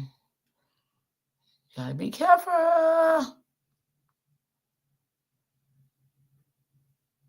All right, let's see what this is about. Hold on, y'all. Are you ready? And I know everybody want to be loved. Everybody want to be with somebody, and that's okay. There's nothing wrong with that. But you have to take your time. You have to take your time. You just don't want to press the issue and you wind up keeping getting bad results, you know? So that's something you don't want to do. You have to take your time. Ready to climb? To bake? To fish. Are there any kids still in the house? Was in there, yes. All right, Is hold she on. still in there? It is a crime the Grand Rapids police chief is calling shockingly cruel You and have to unimaginable. learn the You can person see the before flames pouring you from get this home into when a deep investigators say a relationship mother with someone. purposely Yes. fire with her kids You inside. just can't say January this 25th, person is okay. 2025, Find out their in Grand history. Rapids, Michigan, Facts. Rokonda Singleton, 46-year-old mother, did the unthinkable. She removed every smoke detector from her home, poured lighter fluid throughout the rooms, and set the house ablaze while her daughters, ages 12, 10, and 7, were still asleep. And she sound mental. After pouring lighter fluid throughout the house and igniting the flames, she ran outside and stood there watching as the fire quickly consumed the home. Oh, yeah, she was She mental. knew her 3 daughters were still asleep inside, yet she made no effort to save them. That morning, a passerby noticed smoke rising from the house and called 911 to report the fire. Welcome to Explore Crimes. Please subscribe and hit the bell icon for more videos.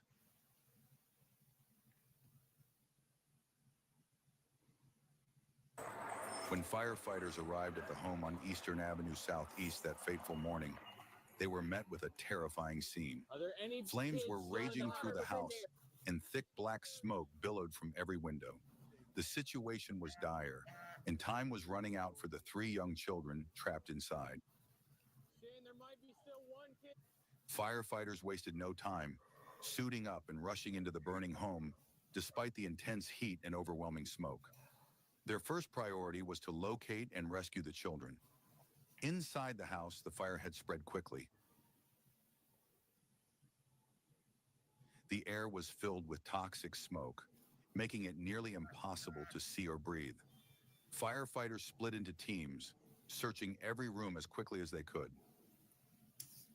On the second floor, they found 12-year-old Shemaiah Stewart, unconscious and severely injured. She had suffered extensive burns and smoke inhalation.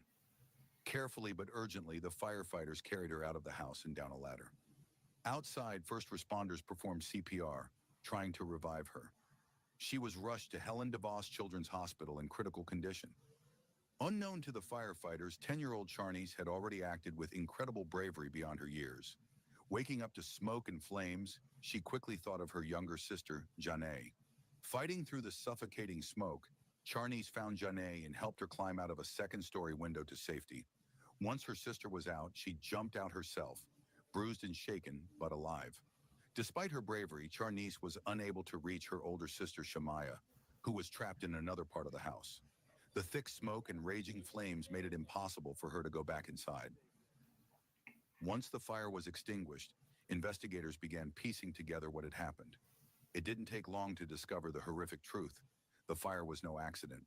The children's mother, Rakonda Singleton, had deliberately set the fire after removing all 7 smoke detectors from the house and poured lighter Wow. fluid throughout the rooms. An evil bitch. Tonight, a family grappling with some heavy emotions as a 12-year-old remains in critical condition. Today, we learned 46-year-old Rakonda Singleton is now facing arson charges and 3 counts of child abuse. The fire broke out just after 7:20 Saturday morning on the corner of Eastern and Alexander. Chief Eric Winstrom says Singleton deliberately took all 7 of her home smoke detectors off the walls and poured lighter fluid throughout the house. She then allegedly set fire to the home before she was able to escape with What the little to no hell was damage. wrong with her? I cannot fathom any motive at all. I know Megan just was asking questions about mental health. That's the first thing I go to. Yeah, If mental health there's is mental health is issues, definitely a that's problem something with that her. will probably play out throughout the criminal justice process. But there's nothing. I mean, this is a mom who tried to murder her 3 beautiful little daughters. I have no idea. Mom, she didn't deserve this at all. She was a good child. She was my special baby. Tonight, a Grand Rapids family saying their final goodbyes to a 12-year-old girl. Earlier this evening, the difficult decision was made to take Shamaya Stewart off of life support after she had been pulled from a burning home Saturday morning. Her mother is accused of setting their home on fire with their 2 other sisters inside. Tonight, we are hearing from the family, including the 10-year-old sister who tried to save Shamaya. We need Oh, prayer and we need answers. A family is devastated and angry, trying to figure out how and why. It would be nice to know why. Get my baby. I just want to know why. Just want to know why. Why a house was set on fire with 3 girls inside. she tried to Her save her mother, little Rakonda sister. God Singleton, bless is her. accused of starting that fire. This is a mom that meticulously took all 7 of her smoke detectors and put them in a bag and removed them from the house before she poured lighter fluid all over the house and lit it on fire in an attempt to kill her 3 children. Saturday morning, firefighters arrived to huge flames and smoke pouring out of the home on Eastern Avenue between Hall and Martin Luther King Jr. And there might be still 1 kid inside on the 2nd floor. This 10-year-old girl tried to save her big sister, Shamaya. I was trying to go to the hallway to get her, but I couldn't breathe, so I had to jump out the window and leave her. And I Oh, went back to my mom's window to get Charnice. She was able to grab her little 7-year-old sister, and the 2 got out of a window. We just thank God for oh, bless her for her quick heart. thinking. You know, she's bruised, but she's here. It's a lot for a young lady to handle at such a young age. Yes. Her quick thinking saved their lives. The family who wanted to speak with us tells me they had to make the tough decision to take Shamaya off life support late tonight. She was my special baby. As the family leans on each other, they hope their questions will be answered soon. It's just unfortunate that whatever transpired or whatever led up to it brought this situation. If convicted of arson, Singleton faces up to life in prison. I want to know, why did she have to do that to her if she didn't deserve that? Oh, And police say she Singleton has breaks a my criminal heart. history, but the police chief says it is not extensive and the home was not a problem house. Kent County Prosecutor Chris Becker says he believes it's a mental health issue. I He said says that when he I found first support seen the it. family during this difficult time. Singleton was arrested and charged with first-degree arson I said and that's 3 a counts mental of issue. second-degree child abuse after deliberately setting her home on fire with her 3 children inside. She was taken into custody on the spot at the scene after first responders found her standing outside the burning house, while her daughters remained trapped inside.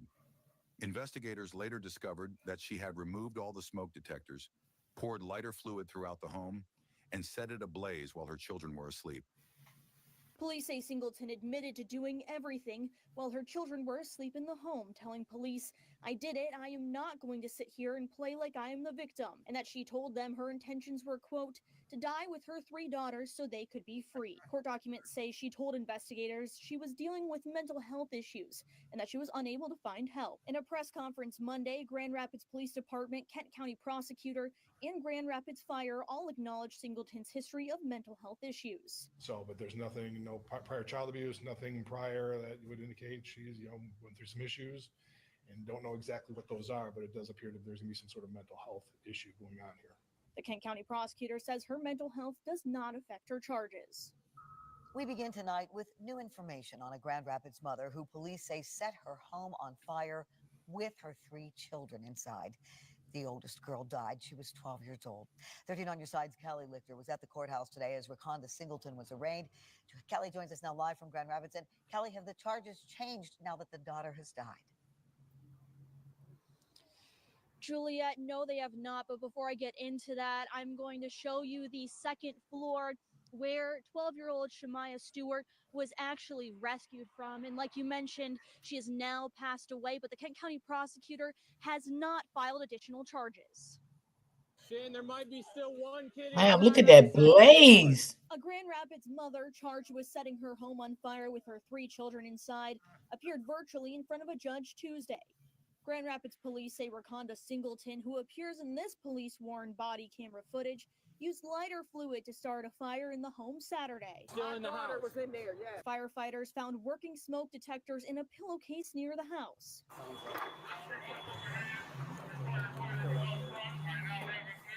While 2 of the children ran to a neighbor's house, 12-year-old Shemaiah Stewart had to be rescued from the building, dying from her injuries Monday. This body camera footage shows firefighters rescuing her from a second-floor bedroom. Police say Singleton admitted to doing everything while her children were asleep in the home, telling police, "I did it. I am not going to sit here and play like I am the victim," and that she told them her intentions were, quote, to die with her 3 daughters so they could be free. Court documents say she told investigators she was dealing with mental health issues and that she was unable to find help. In a press conference Monday, Grand Rapids Police Department, Kent County Prosecutor, and Grand Rapids Fire all acknowledged Singleton's history of mental health issues. So, but there's nothing, no prior child abuse, nothing prior that would indicate she's, went through some issues, and don't know exactly what those are, but it does appear that there's gonna be some sort of mental health issue going on here. The Kent County prosecutor says her mental health does not affect her charges. A statement to Alger Middle School families and staff where Stewart attended said in part, "Please know that our thoughts and prayers are with Shemaiah's family, friends, and everyone affected by this tragedy. Together as a community, we will support one another through this difficult time," adding they will have grief counselors available at both Alger Middle School and Campus Elementary. Now I'm going to take a step out of the way so you can see the memorial that was left on the front porch here at the house. There are stuffed animals and balloons, including 2 balloons that make out the number 12. The tragedy left the Grand Rapids community in shock. Thank While you, the Brittany. firefighters' heroic actions were praised, the deliberate cruelty of the mother was unimaginable. The surviving sisters, Sharnice and Janai, are now being cared for by their father and Child Protective Services, while their family mourns the devastating loss of Shemaiah. The fire serves as a sobering reminder of the courage of first responders and the resilience of children like Sharnice, who displayed incredible bravery in the face of unimaginable danger. Yet it also raises painful questions about how such a tragedy could happen and how a mother could commit such a horrifying act.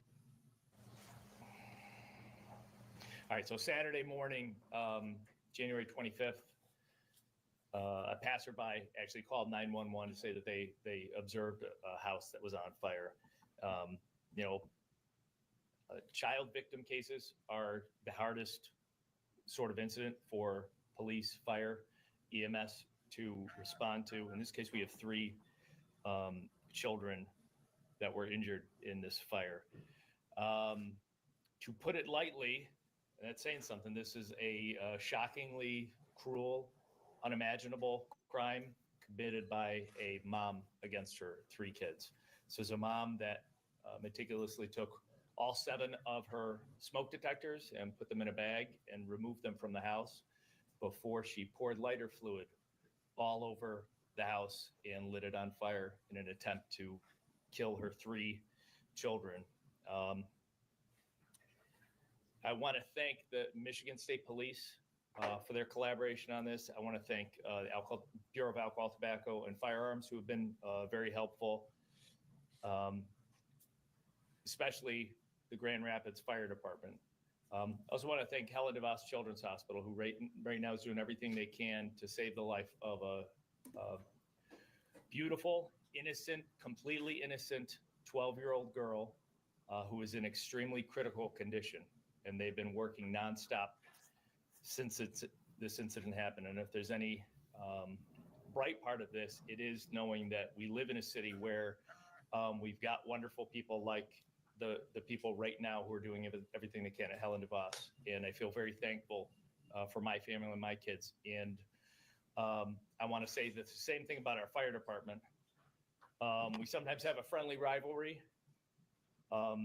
And I feel like I don't take enough opportunities to compliment them and how fortunate I feel to live and have my family and my officers working in a city with a group of men and women. The Grand Rapids Fire Department are true heroes. Thanks for watching. Like, share, comment, and subscribe. Yeah, See something's you in wrong the with her, next baby. video. Mental is real. Like something was definitely wrong with her. Fast, huh? Tell me it looks And thank God for that 10-year-old, y'all. She was so smart and brave. She just couldn't get to her little 12-year-old sister. She couldn't get to her. Bless her soul. Lord, have mercy. Mm-mm-mm-mm-mm. If she'd have got to her, she'd have saved her too. Yeah, they ain't gonna let that mental health step in the way of them charging her. Oh no, that's not gonna happen.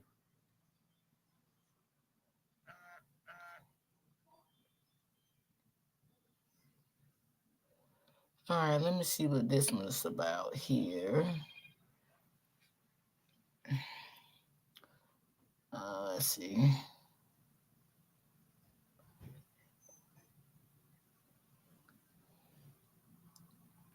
Mm-mm-mm-mm-mm. She ain't gonna never forget that. She gonna always remember how she saved her little 10-year-old sister and how she tried to save her 12-year-old sister, but it didn't work.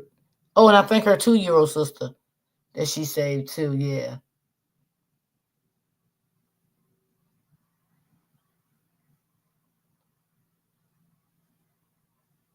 Mm-hmm. So let's see.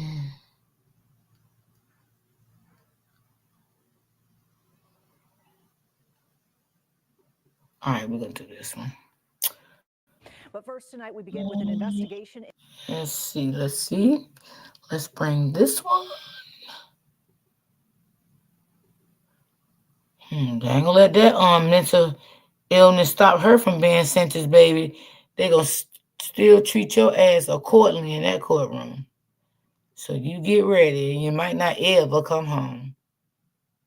Into a brutal murder in the Queen City. Police say a man followed Glandina Dixon into the gas station, then bludgeoned her with a hammer. WCNC Charlotte's Anna King spoke with Dixon's friends and family at a vigil tonight about how they are coping with this tragedy. Anna. Yeah, family, friends, and loved ones in the community got the opportunity to come together to remember Dixon for the impact she had on their lives. It's hurting. I guess we just have to leave it in God's hands for right now. Many gathered at Camp Green Park to say their goodbyes to 47-year-old Glandina Dixon. We don't understand why. We want to know why. I'm angry. Like I say, God say you have to forgive. Right now, I can't forgive. Welcome to Explore Crimes. Please And that is so true. I was telling y'all that. Like when things first happen to you, you can't forgive right away. But as in due time, you will. That's what happened to me. 2024, in a brutal attack at a Quick Trip gas station. The horrific incident occurred at around 11:15 p.m. when Glandina was followed into the gas station by 53-year-old Sam Rory, who allegedly bludgeoned her to death with a hammer in the store's bathroom. On the evening of August 17th, 2024, Glenda's life took a tragic turn. She had gone to the Quick Trip gas station on Trailer Drive, located just off North Graham Street and Interstate 85 in North Charlotte.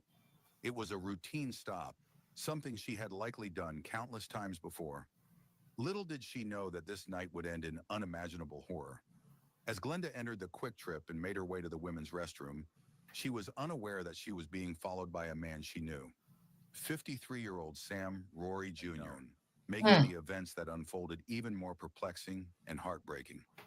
Surveillance footage from the gas station captured the chilling sequence of events. After Glenda entered the restroom, Rory briefly returned to his truck parked outside. He retrieved a hammer from the vehicle and then followed Glenda into the restroom.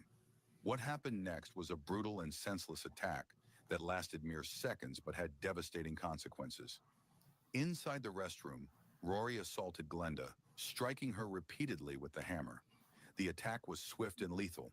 A witness who had been inside one of the restroom stalls heard the commotion and upon exiting the stall, found Glenda lying on the floor, bleeding profusely from the back of her head. The restroom floor was covered in blood, a stark and horrifying reminder of the violence that had just occurred. The witness immediately called 911 and emergency responders arrived quickly. Despite their best efforts, Glenda was pronounced dead at the scene. The horror of the attack left the witness and first responders in shock as they grappled with the brutality of what had just occurred. Glendina Dixon and Sam Rory Jr. worked together at a trucking company, and it is believed they were involved in a romantic relationship despite Sam being married. While it's not clear exactly how long they were in a relationship or when Glendina found out that Sam was married, there are reports suggesting that she eventually informed Sam's wife about their affair. Ooh. This revelation allegedly led Sam's wife to leave him, which may have played a role in the tragic events that Yeah. unfolded on August 17th. That probably wasn't a good 2024. idea. This information is based on unverified reports on Facebook and has not been confirmed by official sources. Just days before Glendina Dixon's tragic death, her ex-husband, Daryl Wright, was killed in a car accident. The sudden loss of both Glendina and Daryl in such a short span of time has left their family and friends devastated, compounding the grief felt by those who knew and loved them. CMPD says tonight that victim, Glendina Dixon, was killed with a hammer inside. Coffee can be hard, but What I'm this, doing, y'all. Let this me is a take party. this off. Premier Protein, my ride or die. Boom! Inside a gas station. This all unfolding Sunday at the QT on Trailer Drive that's just off of I-85. So we are learning that Rory and Dixon did know each other, though that motive is still unclear at this time. We did speak to Dixon's family today, who say, yes, they are extremely distraught and upset by this loss, but still ask that question, why? The Quick Trip gas station operating as normal Tuesday. But a grim scene. That's actually kind of scary. Lingers. Late Saturday night at around 11:15, according to CMPD, 47-year-old Glendina Dixon walking into the QT. Surveillance video shows she was followed by 53-year-old Sam Rory. After a few moments, the footage shows Rory returning to his black truck in the parking lot, grabbing a hammer and going back inside. The camera shows Rory following Dixon into the women's bathroom.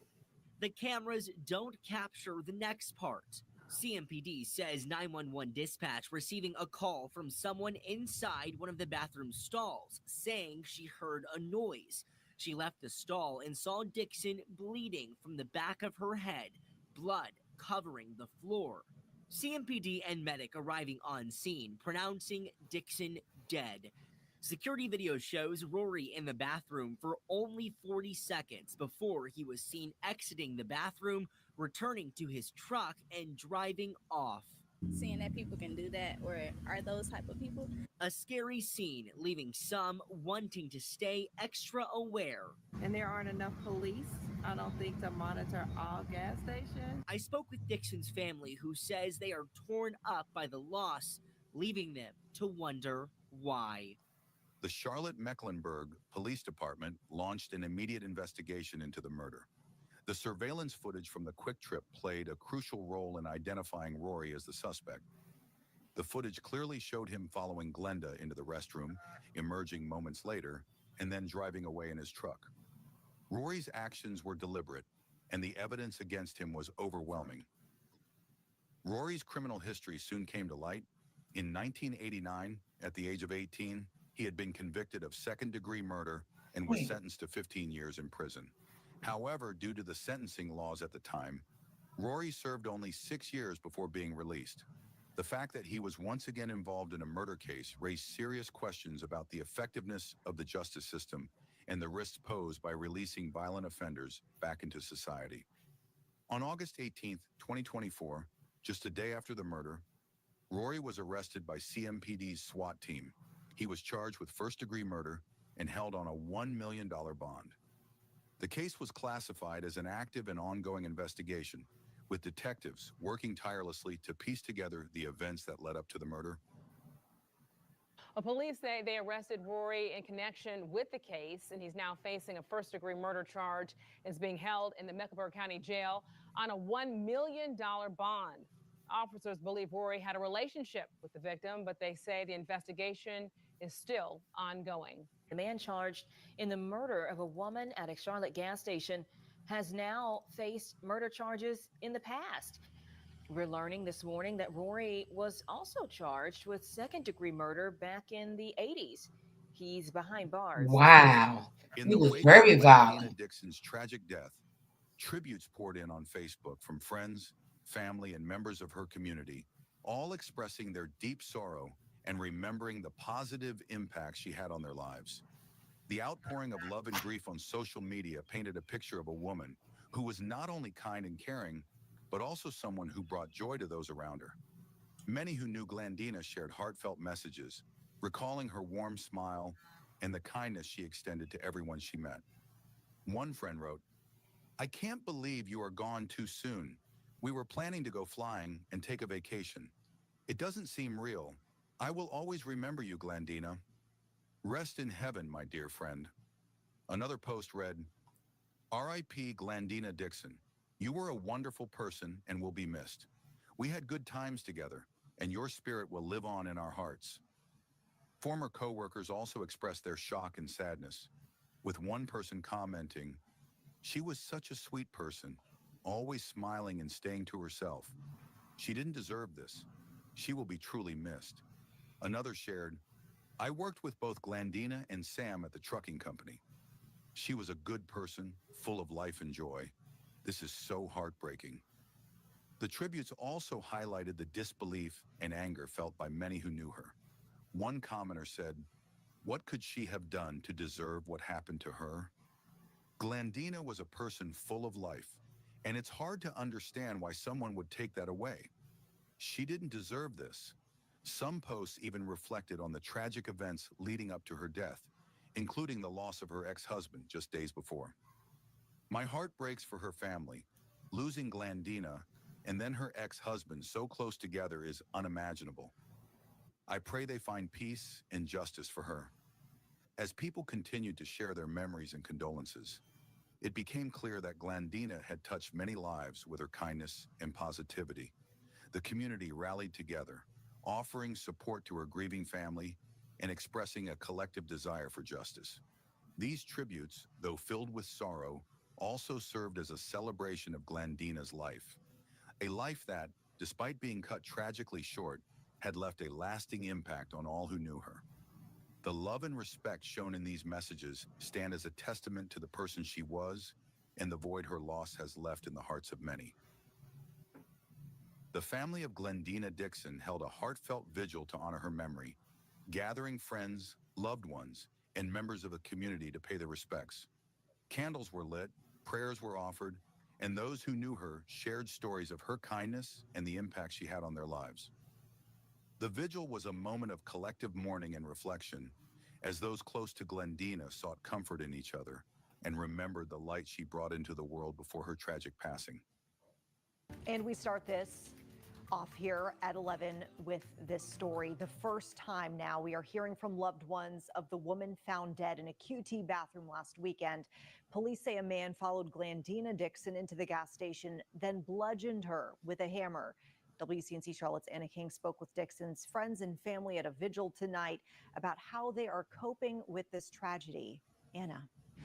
Yeah, family, friends, and loved ones in the community got the opportunity to come together to remember Dixon for the impact she had on their lives. It's hurting. I guess we'll just have to leave it in God's hands for right now. Many gathered at Camp Green Park to say their goodbyes to 47-year-old Glendina Dixon. We don't understand why. We want to know why. I'm angry. Like I say, God say you have to forgive. Right now, I can't forgive because she didn't deserve it. You met Tamara, she liked you. You got a friend indeed. Dixon's life was cut short last Saturday night at the Quick Trip on Trailer Drive. Investigators say she was followed into the bathroom by 53-year-old Sam Rory, That who is beat her so with sad. a hammer. Like, She was a sad. lovable person. What could she have done to be done the way she was done? She was a lovable person. I'm gonna miss her and I love her. That's sad. At the vigil, there were candles lit, prayers, and long hugs as they tearfully provided comfort to each other in her memory. It's hard. It's just very hard because, stuff happens, but we would never be looking for nothing to happen like that to her. Tama was full of life. She was full of joy. Now the family's left trying to figure out why and how to move forward. And officials are asking that anyone with information that can help them with this investigation contact them at 704-334-1600. Hopefully they get the answers they need. Anna, thank you so much for that. The motive behind the murder remains unclear, and the investigation is ongoing. Glendina's family, devastated by the loss, has been left grappling with the shock and horror of what happened. They continue to seek answers and justice for Glendina, who was remembered as a kind and caring person who stayed to herself and had a positive impact on those around her. Thanks for watching. Like, share, comment, and subscribe. See you in the next video. Yeah, that was Bring down prices, but all so sad. That is very, very sad. Very sad. People are so evil. So evil. Well, y'all, that's it for today. I appreciate everybody that came through. I appreciate y'all so, so much. And I will see you guys tomorrow. Thank you for the one coffee. I appreciate that. And I hope everybody enjoy the rest of your afternoon. Stay prayed up and be blessed. And I will see you guys tomorrow. Please stay prayed up. Thank you so much, everybody, for tuning in. All the ones that tune in. Thank you, Brittany. Have a good day, baby. Thank you, thank you, thank you. So I will definitely see you guys tomorrow. Peace and love. What is going on with those evil spirit people? Yes, Rebecca. These are some very, very evil people. It's like they just got blood in their eyes, They're just so evil. It's like they don't have nothing in their mind but to try to unalive you. That's all they think about. They don't know how to resolve an issue nowadays in this world with conversations, They just have violence in their mind. That's it. Just violence. And it's sad. It is so sad. We all live in a nasty, evil world, So that's why I say you have to stay prayed up, baby, every day, all day out here in this world. Because, baby, it is vicious. It is vicious. But I'll definitely see you guys tomorrow. I'll bring some more stories on tomorrow. Yes. So, peace and love. And I'll see you guys tomorrow. See you tomorrow, Rebecca. Thanks, everyone, for timing in. I appreciate you guys. And I will see you guys in the next broadcast. And that will be tomorrow. Peace and love.